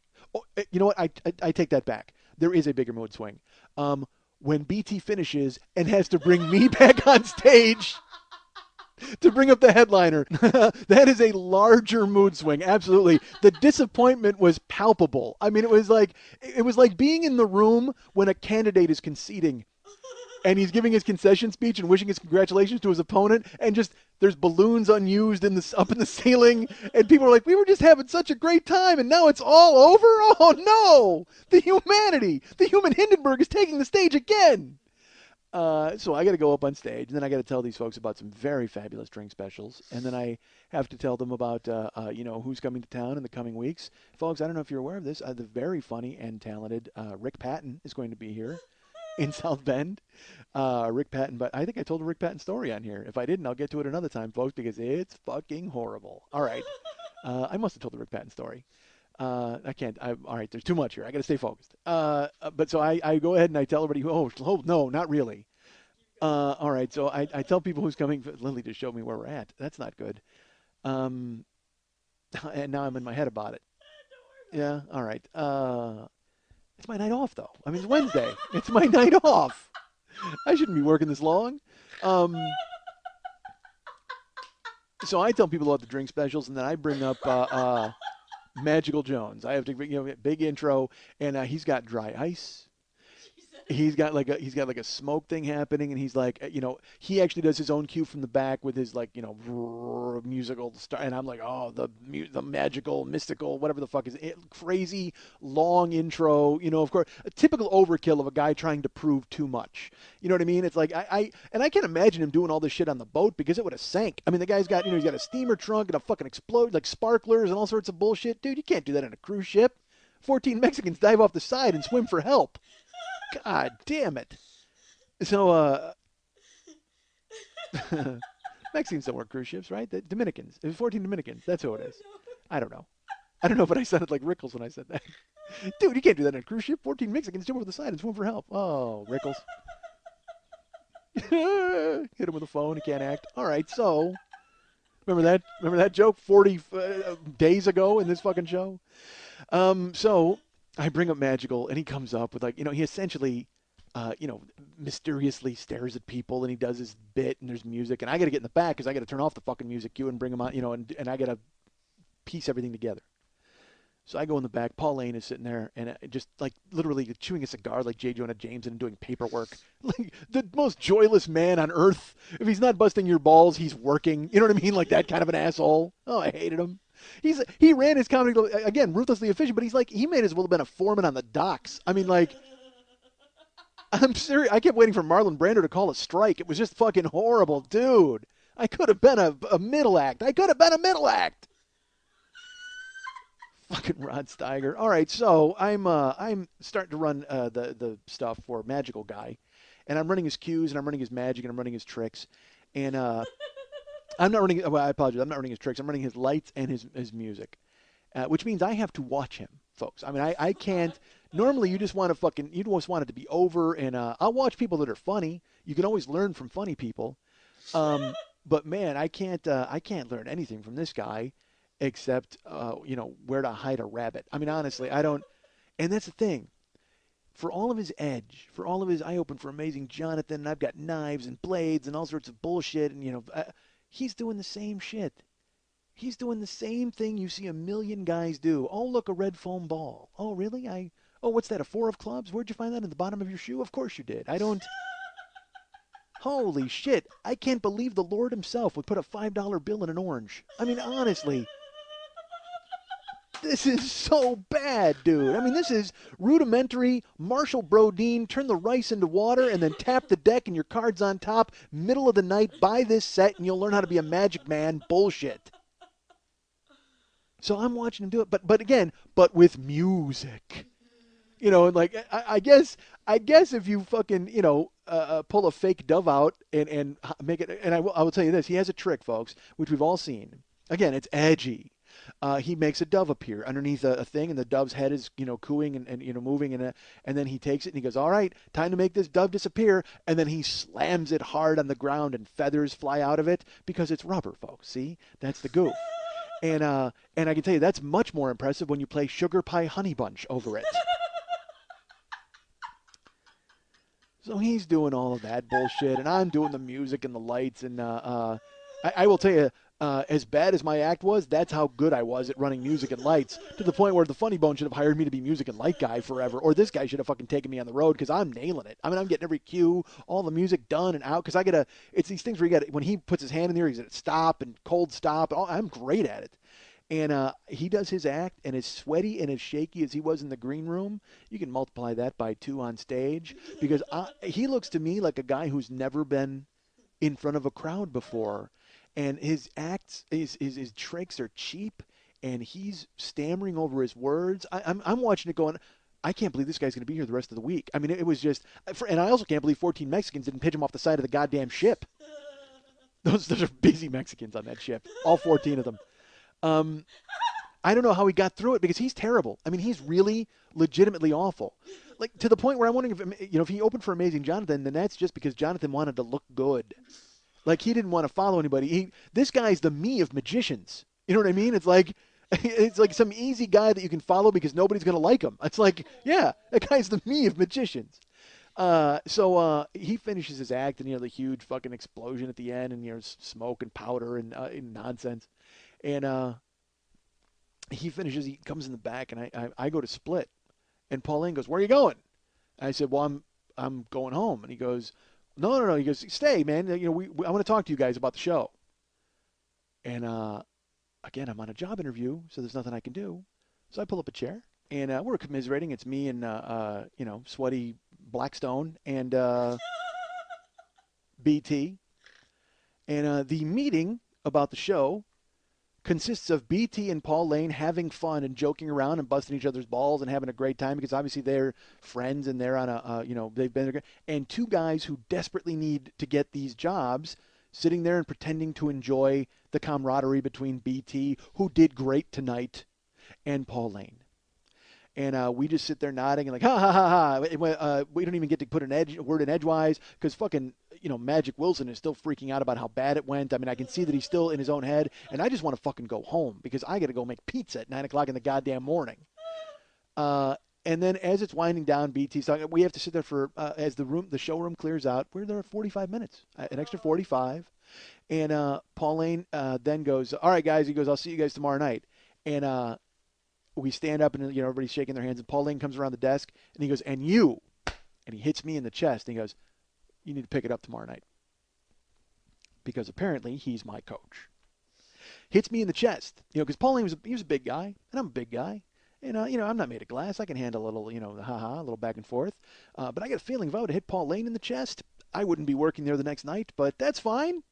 But he, because I guess we were having camaraderie and busting balls and except it's all one-sided. It's completely one-sided. Again, evil Mike Schmidt's in a box. So, but he hits me in the chest and he's like, "You need to pick it up tomorrow night." I'm like, "All right." And I go out to my car, and I you know how hard it is to drive with your teeth clenched for 70 miles, folks?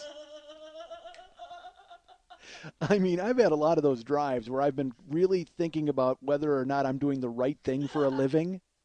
But sadly, all those other times I could have quit.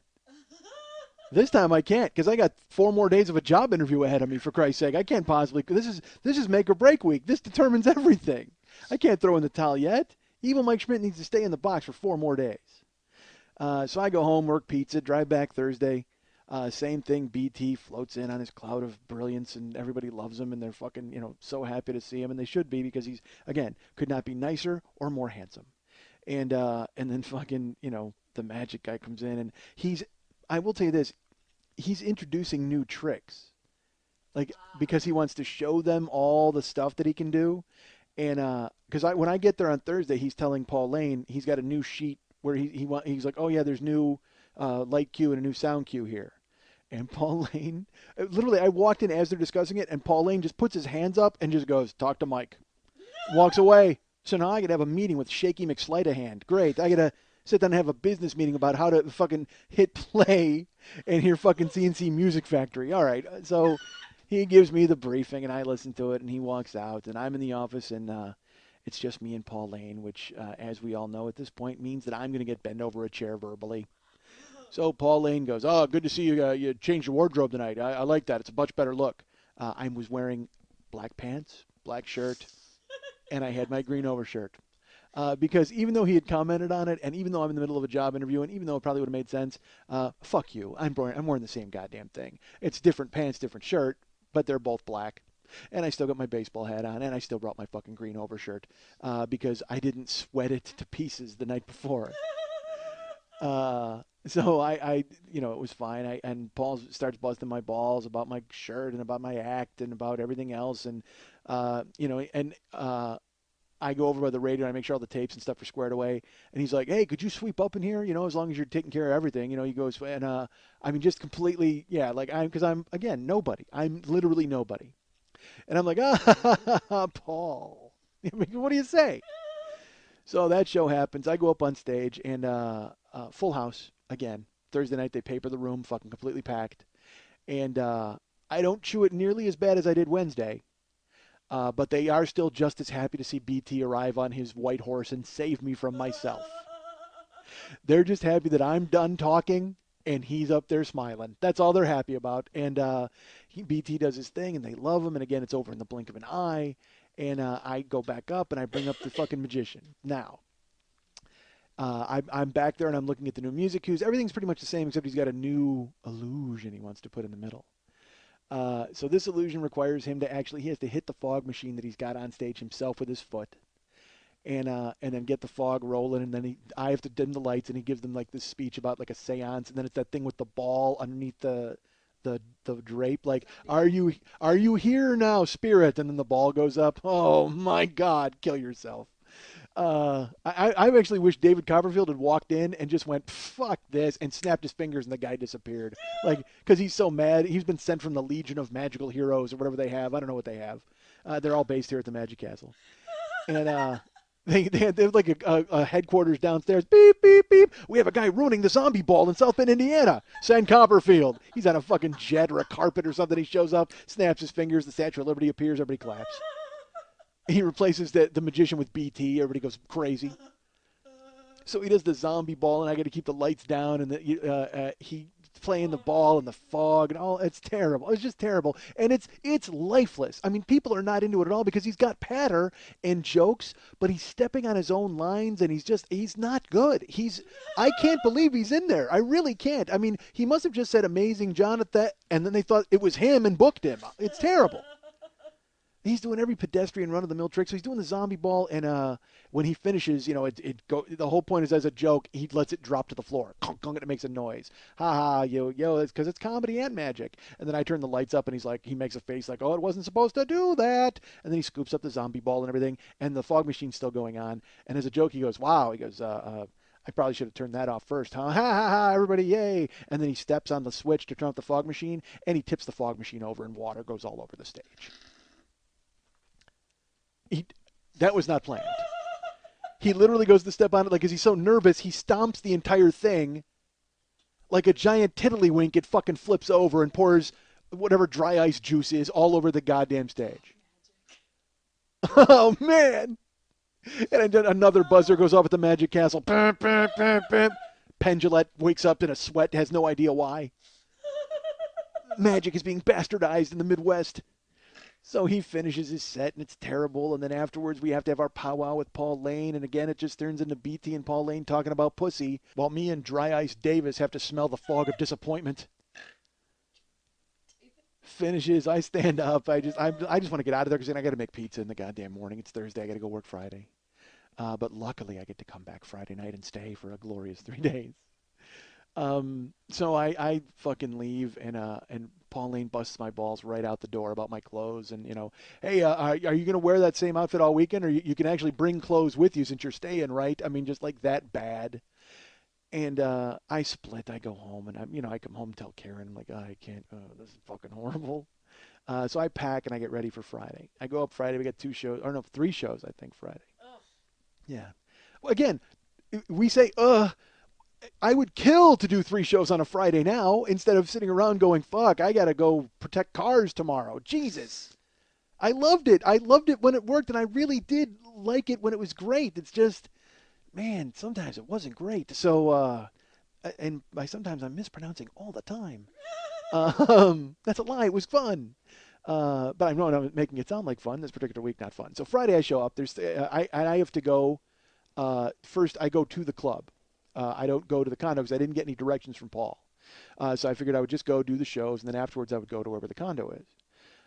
So we go in, and Paul, I get the directions from him, and he's, telling me, maybe I shouldn't give them to you, blah, blah, blah. He's just being a fucking pill. And I'm there with BT, and BT, I can barely see him through the rivers of pussy he has to wade through to get to the green room, because again, every white girl in Indiana is just clamoring to have their eyes blinded by the glint off of his teeth. I mean, he's that good looking. And I tell you, Friday he comes in.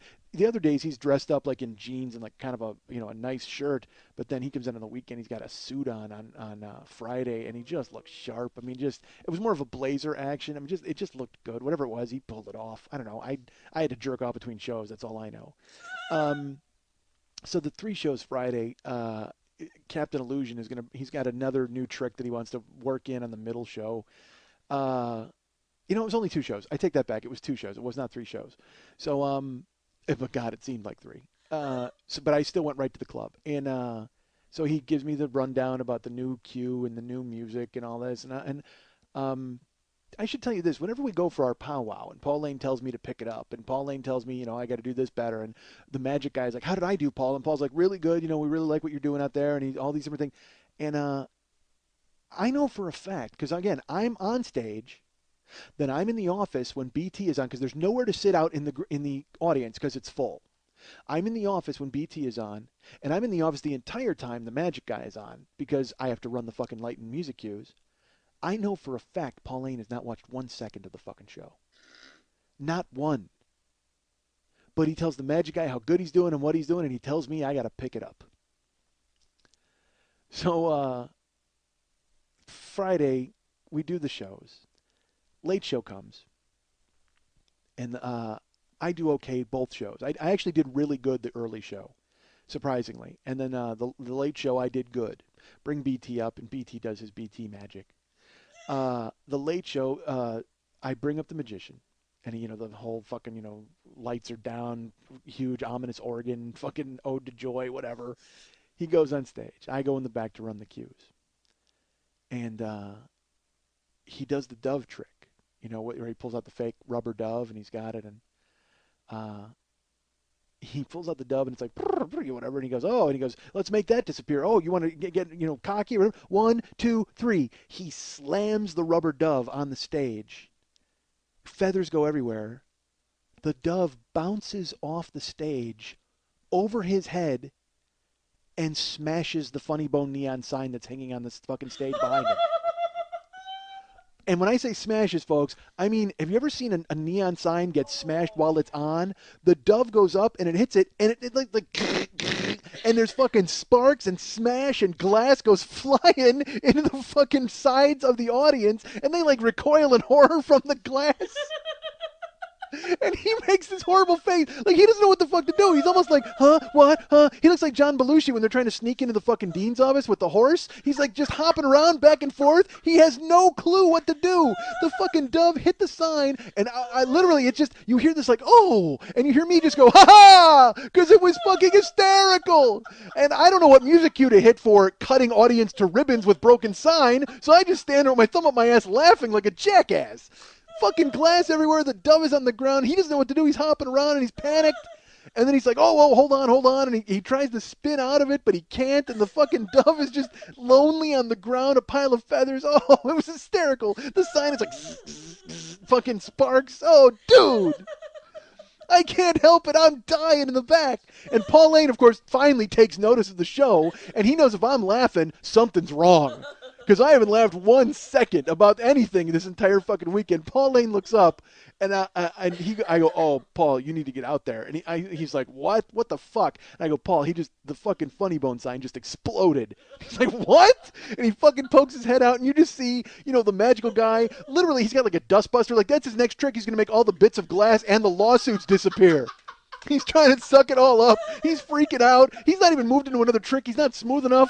And people are starting to get restless now, and someone's bleeding. I mean, it's just horrible. And I'm laughing. I'm fucking dying waiting. I'm sitting there with my finger poised, waiting to hit I Heard It Through the Grapevine. That's all I want to do. He finally spins out of it. Paul comes in just fucking swearing, furious, pissed off.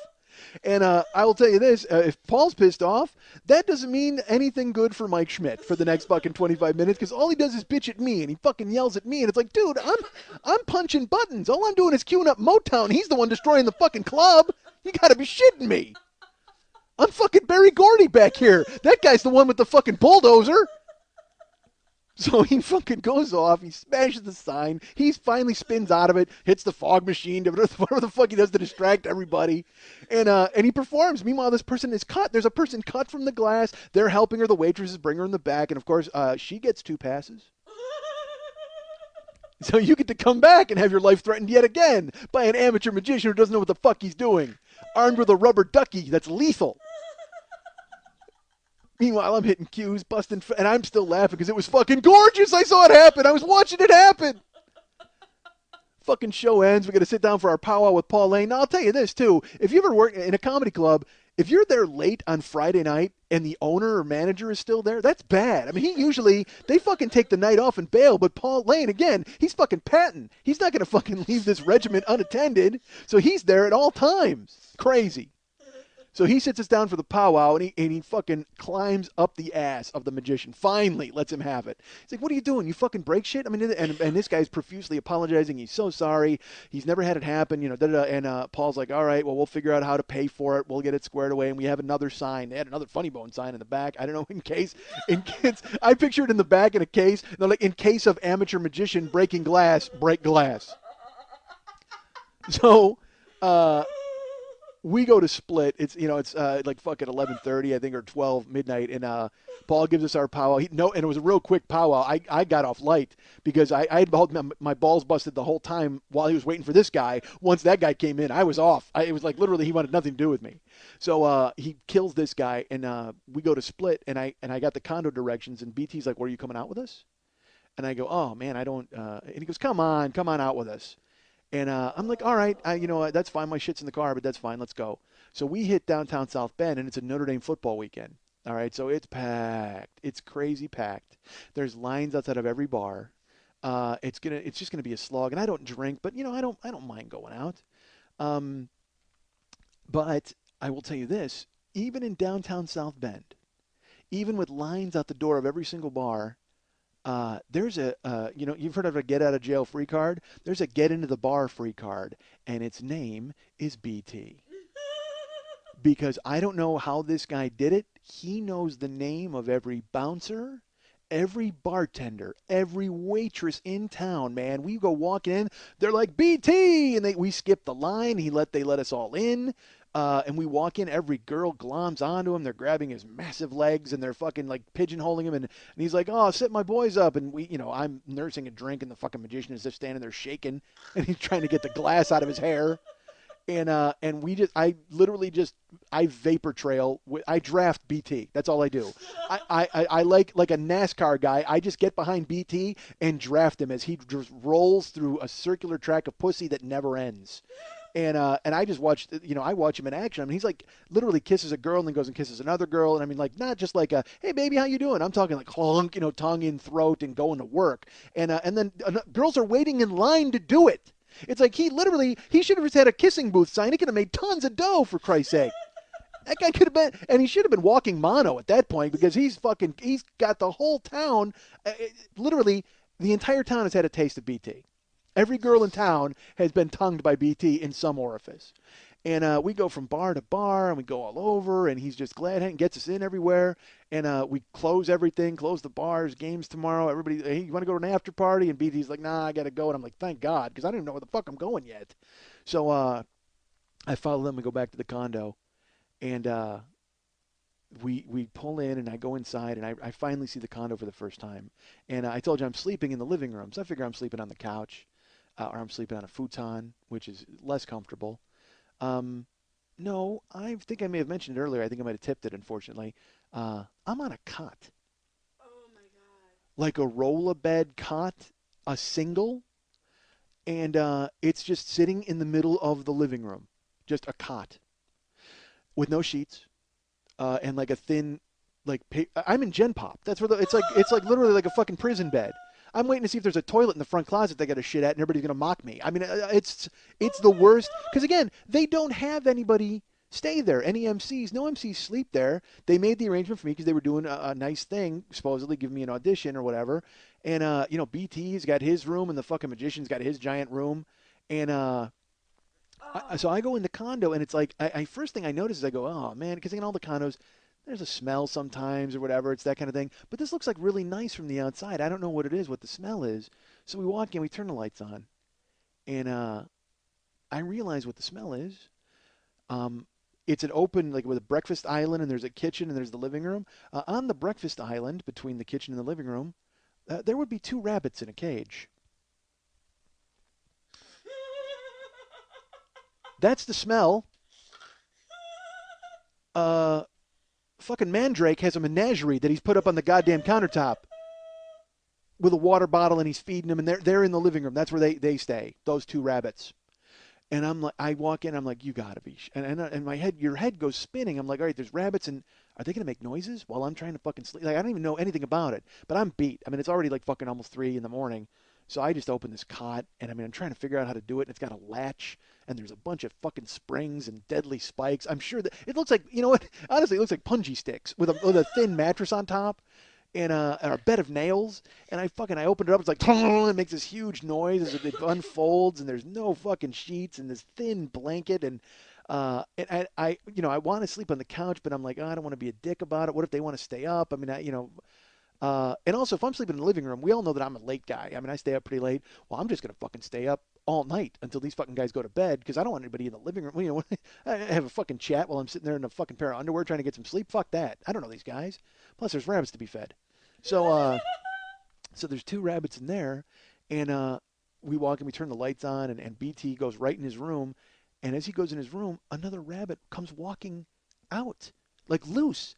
We got free range fucking livestock in this goddamn condo. This guy's got his rabbit, 2 in the counter on a cage. No, 1 comes hopping, like walking out of his room, and its name was Ben, which cracked me up because I'm like, rats are named Ben, and I'm like, oh dude, it had to be a joke for him. And he goes, oh Ben, come on back in the room, and he just grabs him by that scruff, that weird like rabbit scruff, and drags him and brings him back in the bedroom and like closes the magician door.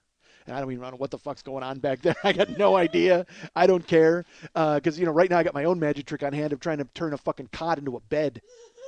So I fucking set it all up and I'm ready to go. I turn off the lights. I get nowhere to put my suitcase. It's just right there in the living room, and it's just a duffel bag. And I lay down and I'm like, do I get undressed? No, because they're gonna be in here. So I'm wearing a shirt, and I hate sleeping in clothes, folks. Just take that image with you. I brought a pair of shorts to sleep in, and I'm wearing a shirt. So I lay down to go to sleep, and even though I'm still kind of vibed and wired from being outside, but I'm freaked out by like rabbits and stuff. So I just go, dude, just go to sleep. And again, I figure if I tackle this cot right away and just get to sleep, the sooner I can get up and not be in a cot anymore.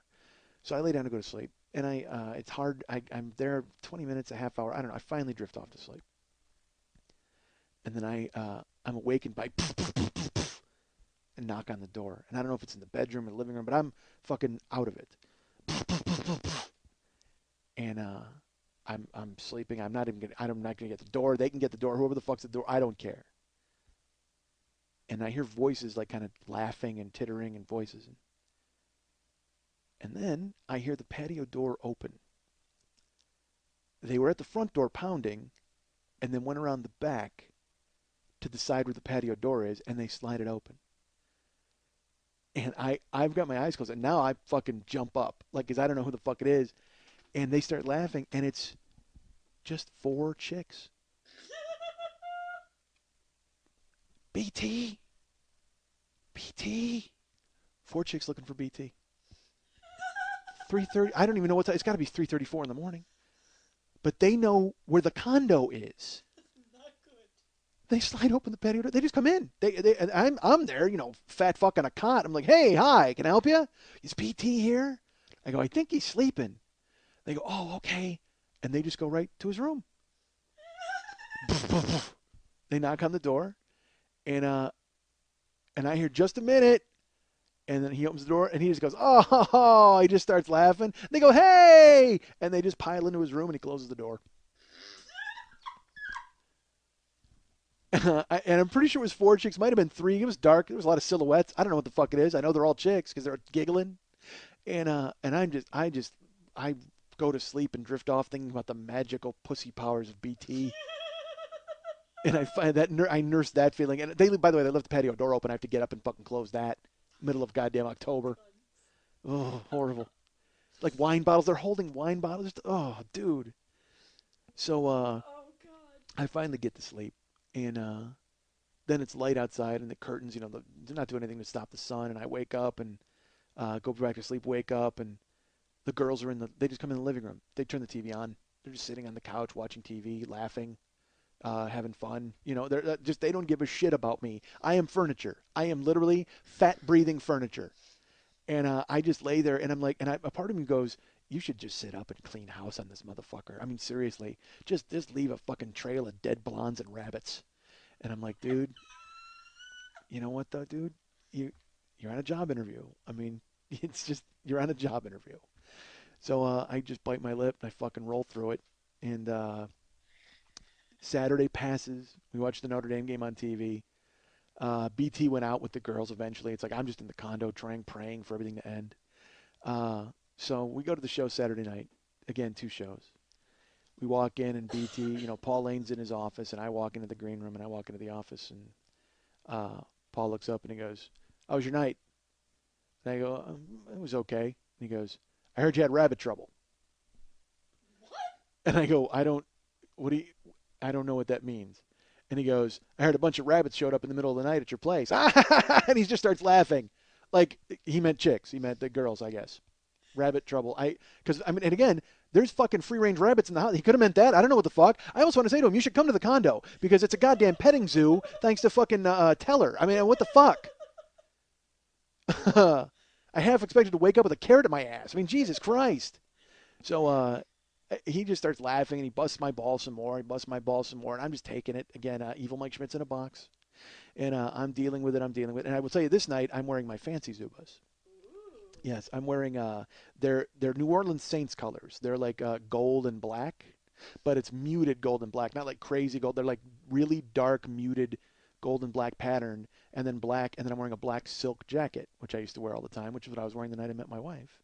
And I got my baseball hat on. And I'll tell you, the reason I had my baseball hat on is because at the time, this is when I had my hair cut where it was shaved. My head was shaved all the way around the back and the sides, but on the top, it was about 10 inches long. I mean, it was like really, really, it would hang down, and I would pull it back under my hat because I liked having my hair like that, but I didn't like having hillbillies make fun of it. So I would always put it under a hat when I was on stage because it was impossible to do a joke. Seriously, it was impossible and especially doing topical jokes. It was impossible to be serious about anything when I had my hair, which I guess is more a commentary on my hair than anything else, but still, I enjoyed it. So I got my baseball hat on and I walk in and I do my set for the first show and it goes okay. And then I bring BT up and I can hear him. You know, they're simultaneously giving him blowjobs and praying to God for his very soul. That's how much they enjoy him. I go into the office and I walk in. Paul Lane's behind the desk and there's the ticket girl in there too. And Paul Lane looks at me when I walk in the office and he goes, "How are they?" I said, "They were real good." And he goes, "Well, now they are for BT."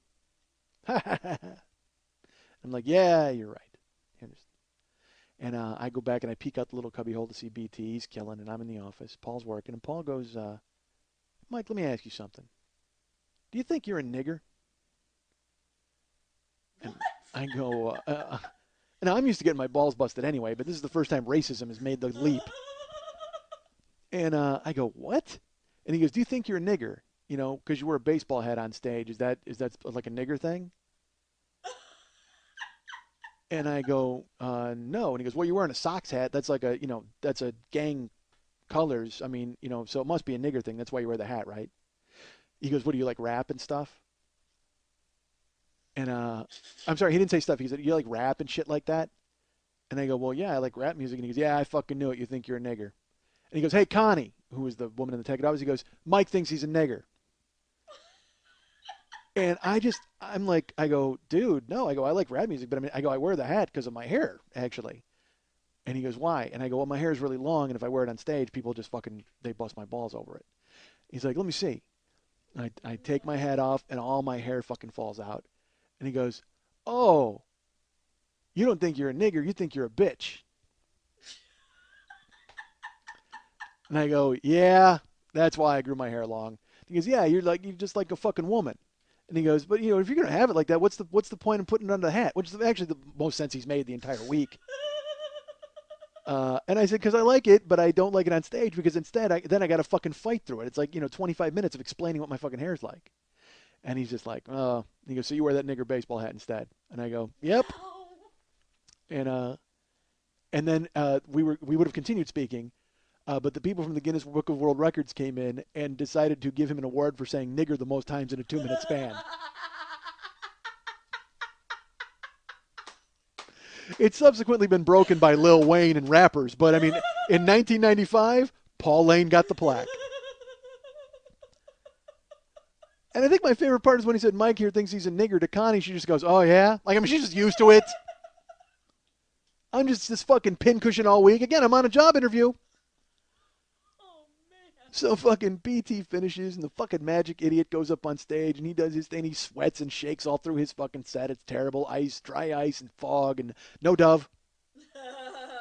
And the funny part is they have a new Funny Bone sign on, but it's almost like from the 40s, like it's in black and white. It's like this horrible, like they had to go back in time. Like, they were so proud of their green and pink one that they had, and they had to lug this other one out of the fucking past.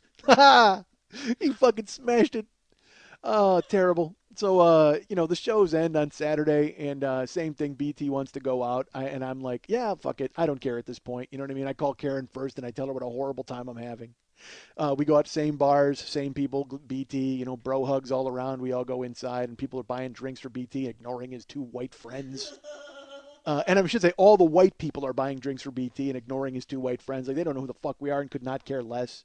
All they know is they think I think I'm a nigger. Apparently, they all word has gotten around town because the Guinness people are there drinking Guinness, surprisingly, and or not surprisingly. Week. So I go back to the room, and it's just this nightmare of, like, I walk in and just smells like a zoo. I'm like waiting for a goat to come fucking charging out or something, and he's got Scruffy the rabbit in his room. Ben is in there. He's got him and I got the other 2 rabbits on the fucking countertop who never left the condo. Unfucking believable. It dawns on me Saturday night when we get home. He's been there Wednesday, and he only does one trick with a rabbit, and it wasn't any of the rabbits in the fucking house.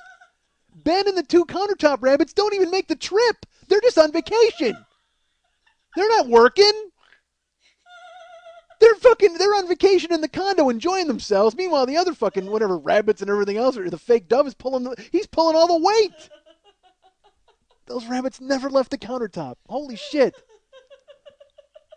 So Saturday we go out. I go back to the room, and I sleep on a cot. I'm just covered with. I actually cover myself with. I sleep in my clothes from the show because it's cold, and I've got that thin slip of a fucking dish towel cover over me. And we wake up Sunday. We actually have a good time Sunday. I was like, because we watch football, and BT goes, "You hungry?" And I said, "Yeah." He makes a phone call, and he gets us pizza and sandwiches. It's just me and him, because the magician has not come out of his room yet. Because I'm sure he's crafting a huge illusion for that night. And BT gets on the phone. He's like, "Yeah, it's BT." He's like, "Hey, yeah, can we get he orders sausage sandwich, and then he orders it was a ham and capicola. It was like a sub grinder, and then a pizza, cheese and sausage pizza. He orders it, and a 2-liter soda." Why do you care about the menu? Well, it's important because he orders all of this food for me and him, and the guy comes and opens the door, and it's like, BT's like, "Hey," and the guy goes, "Hey," and BT gives him a bro hug, and the guy gives him all the food, and BT puts it on the countertop, and then is "All right," and the guy's like, "Yeah," and then the guy splits. BT never paid. He is the king of South Bend, Indiana. I thought Paul Lane ran the town. BT runs the fucking town. He never paid for the food. And he called them and said, "Hey, it's BT." That's how cool this guy is. He calls. It might not. You know what? As I think about it, it might not have even been a pizza place. He might have called somebody's house. "Make me a couple of sandwiches and a pizza and bring them over." Yep. Sure thing, BT. And they fucking hauled ass over with the food. So I asked him. I go, "Hey, should I kick in?" He goes, "Nah, I got it. They never charge me." And we ate fucking sandwiches and pizza and fucking watched football and had a good Sunday. It was great. So we had an early show Sunday.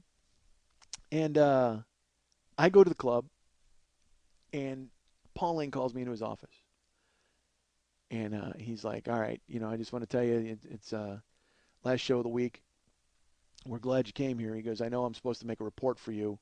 So it all comes down to tonight." And I'm like, "You gotta be shitting me." I don't say that, though, because I'm on a job interview. And I go, "Okay."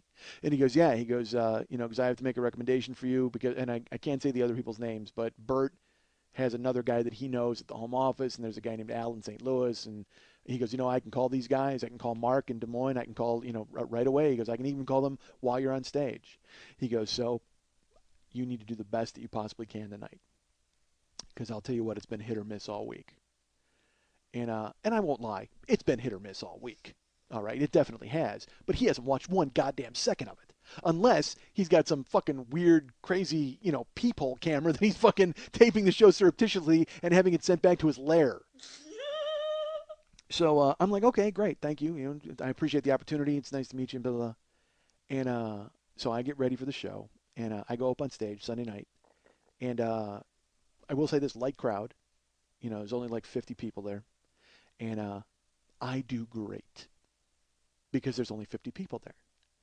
So I can be I can loosen up and be fun and go around, and I don't have to worry about entertaining the 9 drunks who are still ordering drinks in the back of the room. I don't. That's the one thing I've always had a problem with is, when it's a gigantic arena, like I said, because I never had an opening line, so I don't get them right from the beginning, and you have to really be listening to me, and I talk quickly, and in a large room, it's hard to follow sometimes. So whatever. So 50 people, wheelhouse, man, and I fucking crush it. It goes great. I do really well, to the point where when I bring up BT for the first time all week, BT feels comfortable going, "Mike Schmidt, everybody." And getting me the residual applause, because he didn't, before BT, unfortunately, has to just get his mop out and clean up the fucking mess that I've left behind. Even on the shows where I thought I did good or well, immediately BT would go right into his act, which makes sense because those are two shows a night. You got to really get into your act, and they just love him from the jump. So he just starts talking, and that's it. But he does, at the end of his act every night, he does say, let's bring out Mike Schmidt. Like he uses his BT powers to give me the rub. So that was great. I mean, he knew in the beginning they hated me, but he would say, here's Mike Schmidt, to try to get them on board with me as he brought me back on stage. So he finishes Sunday. Like I said, the first time he says, here's Mike Schmidt. I go up, and I go in the back, and the magician is talking to Paul, and they're talking about dates where the guy can come back. And I'm a little kind of frosty, I got to be honest, because this guy blows. I mean, he's fucking terrible. I got to pick it up tonight, but fucking this guy's already trying to book new dates, and Paul's receptive to it. You got to be shitting me. But I stay out of it. Again, everybody's acting. That's fine. The one thing we do know about the magician is he doesn't think he's a nigger. So maybe he's got that going for him. So I go in the back. I get ready to run the music cues and stuff. Paul is in the back. Paul disappears. He doesn't. He's not there. He actually goes out to watch the magician. He actually goes sits in the audience. I don't know how long he's going to be out there, but thank God he's not in the office with me making fun of my pants. So the magician goes up, and he seems to be a little more confident because it may be small crowd or whatever. That's how it is.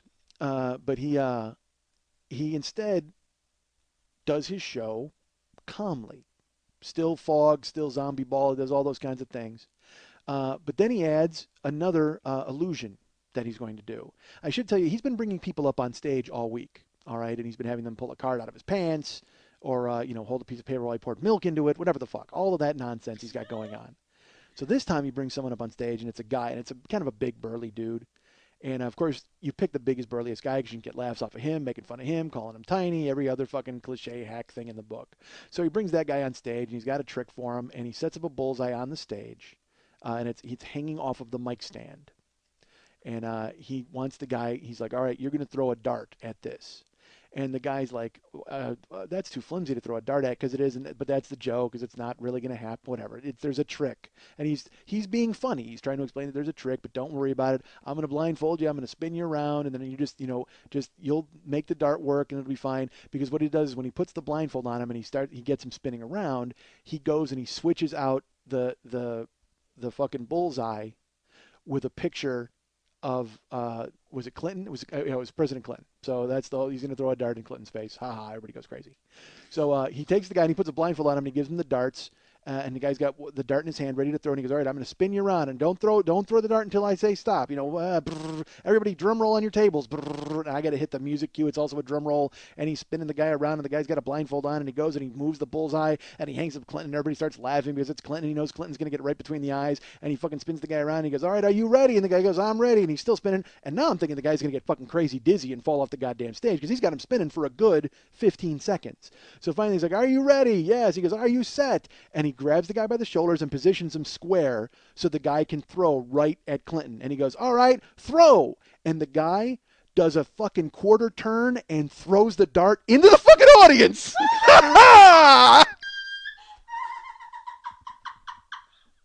He's fucking wobbly from spinning around so much. He squares him. He absolutely squared him up by the shoulder so he's facing Clinton, and he goes, "Go ahead." And the guy's kind of wobbly. He does just a quarter turn and bling, flings a goddamn dart into the audience, and it sticks in a fucking woman's arm right on the side of the stage.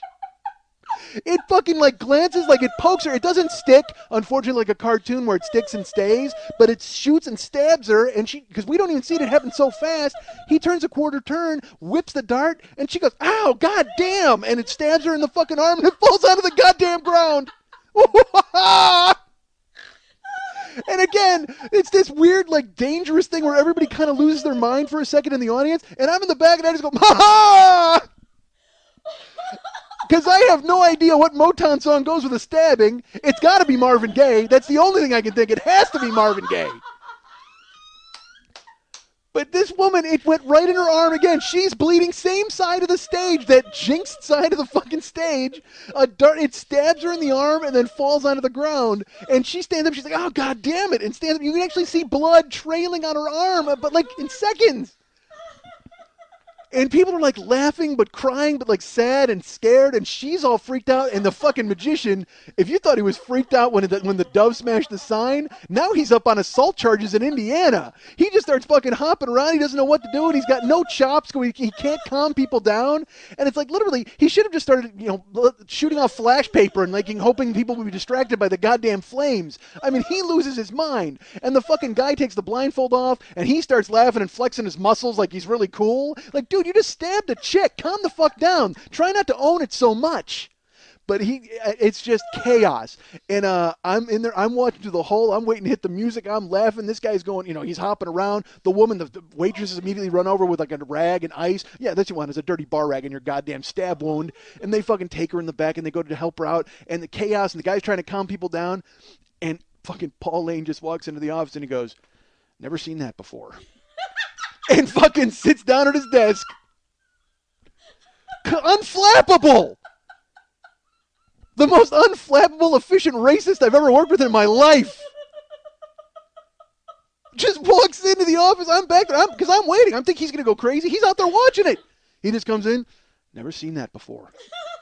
Just fucking sits down at the desk, starts doing paperwork. I would assume it would be the patron accidentally stabbed by a dart paperwork form that you need to fill out every so often at the South Bend Funny Bone.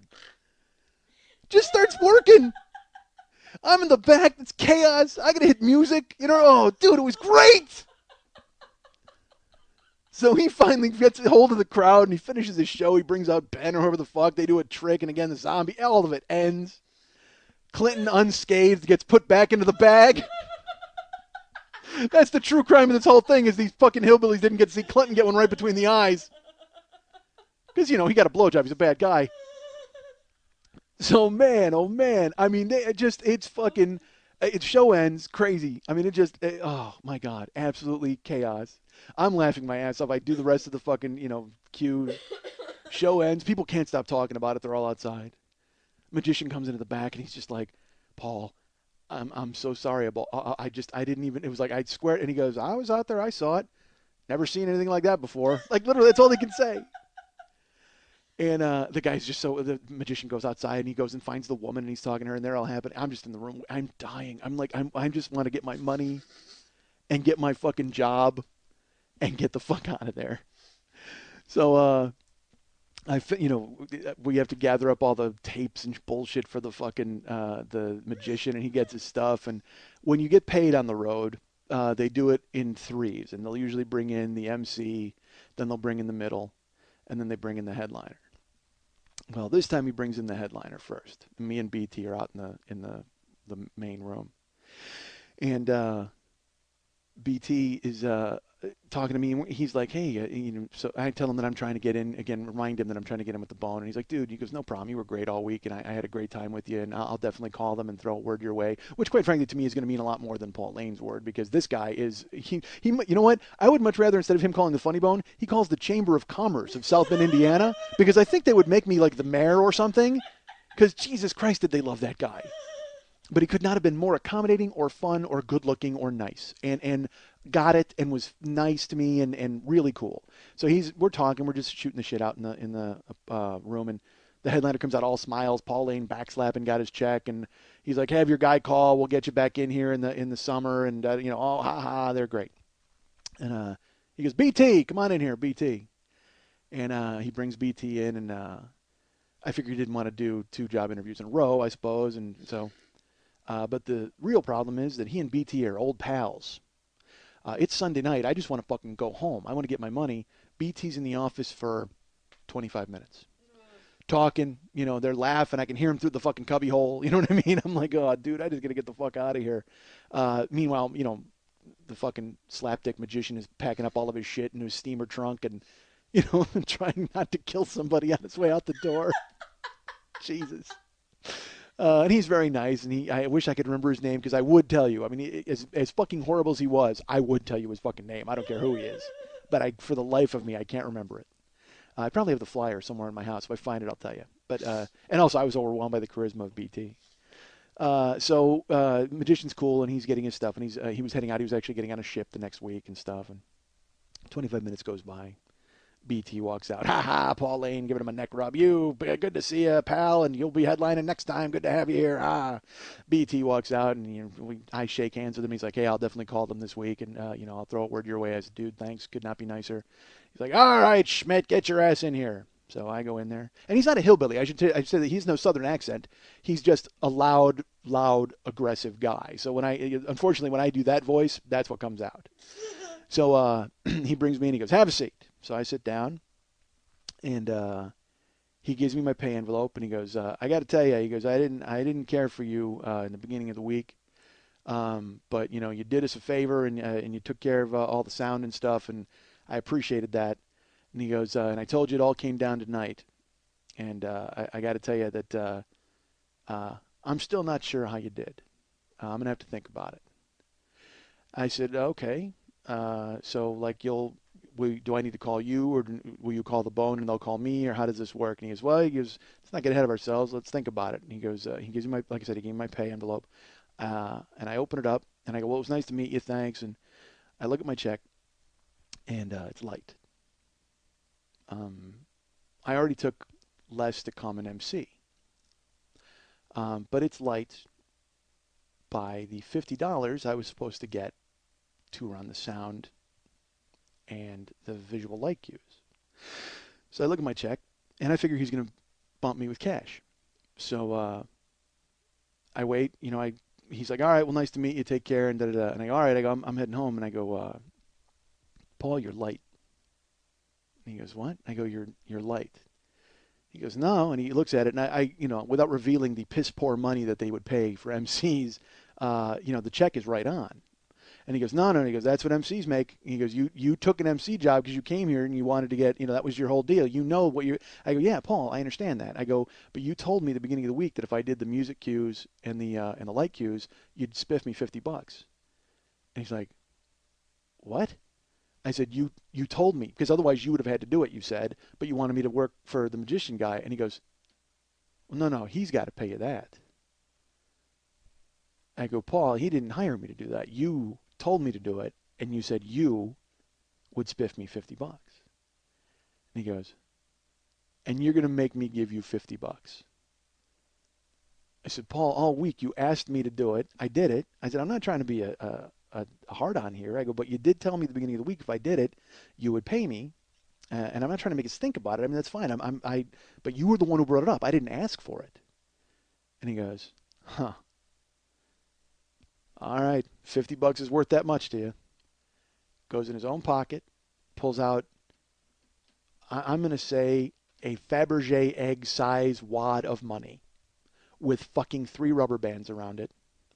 Flips through the hundreds, the 50s, the fucking 20s, and he gets to the 10s, he flips, and then 5s, and he gives me 20 singles, 2 5s, and a 20. And he goes, and he crumbles it in his hand, like, put your hand out, and he just goes, there's your $50. Puts it in my hand.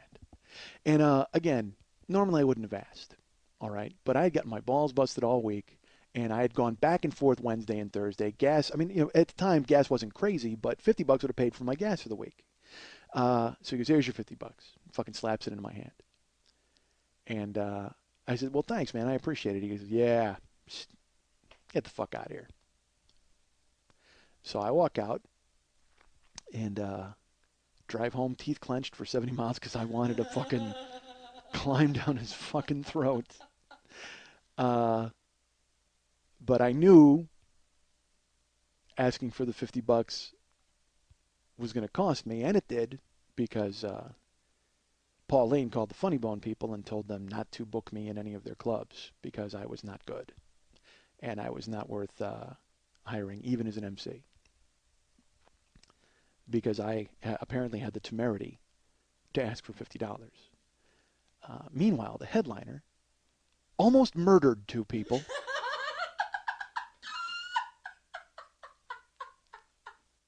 And he was booked to come back in the summer.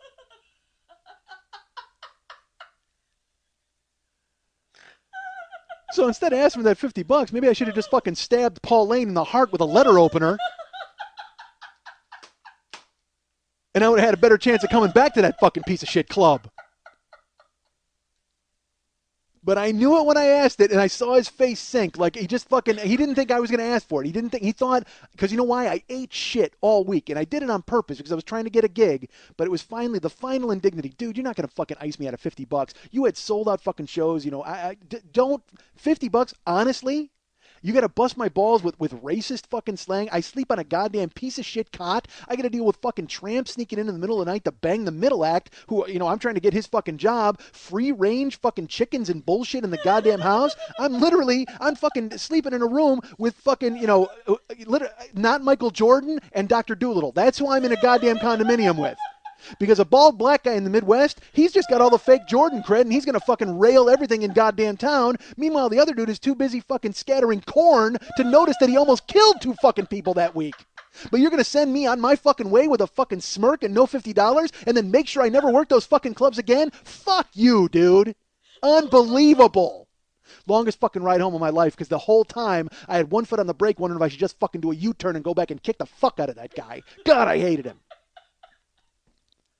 But he, true to his word, I never worked the bone. Never worked again. I had already had 1 week scheduled in Des Moines, and that was with his friend Mark Johnson, who, to his credit, did not bump me or try to get out of it because I'd already had it scheduled on the books. But I never got a gig at the Funny Bones ever again, except for the one that my friend Bert booked in Naperville.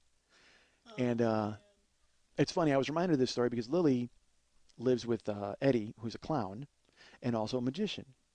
And a month ago, I was here and there was a fake dove on the ground.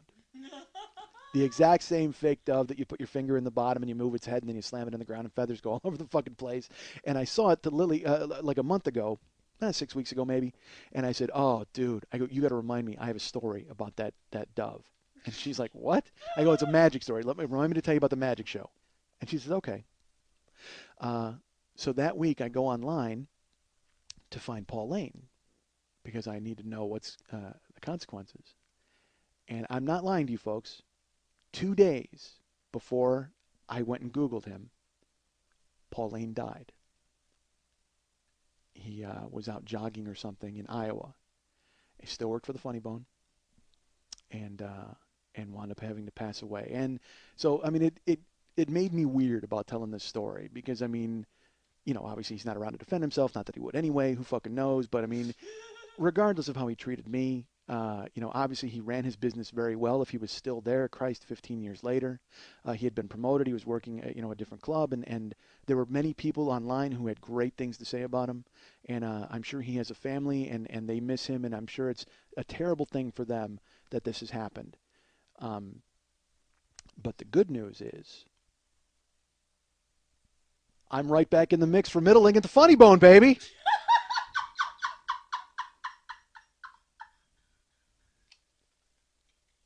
The curse is lifted. This is the 40-year-old boy, and coming up later, let's oil up Mary Hasty. There's like an old, you can do any chords. These are like 50s chords, old. That's like those, like a Sherelle song or something.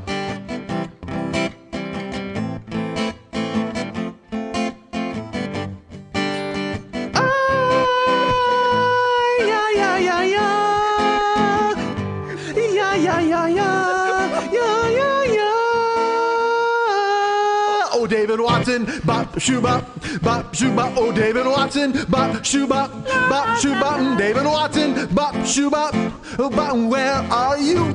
Bop, shoo, bop. Atlanta, Atlanta, Atlanta, Atlanta. Watson, bop, shoo, bop, bop. Oh, wait, oh, David Watson, bop, shoo, bop. Hit by it, oh, David Watson, bop, shoo, bop, shoo, bop. Where are you? Atlanta, Atlanta, Atlanta, Atlanta. Oh, David Watson. Put your tiny hand in mine. David Watson, under the moon swear you'll always be mine. David Watson, we shall walk together in eternity. David Watson. Atlanta, Atlanta, Atlanta, Atlanta.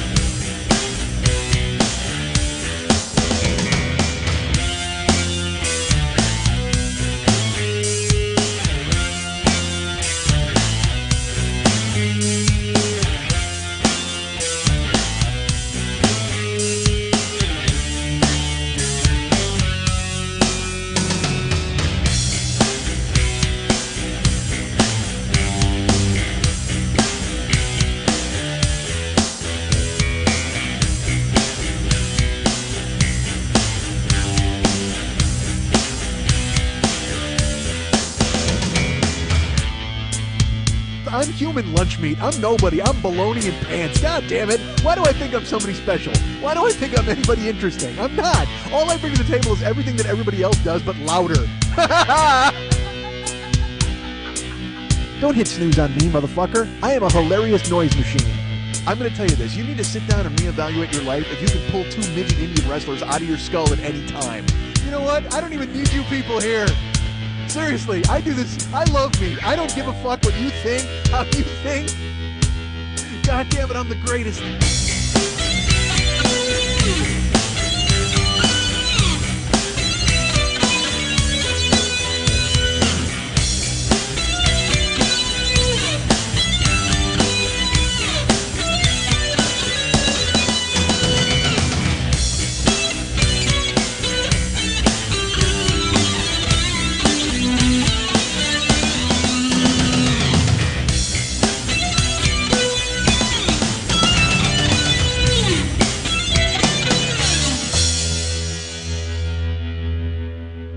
I can't go for Schmidt. No, no. No can do. No can do. No can do. No can do. No can do. No can do.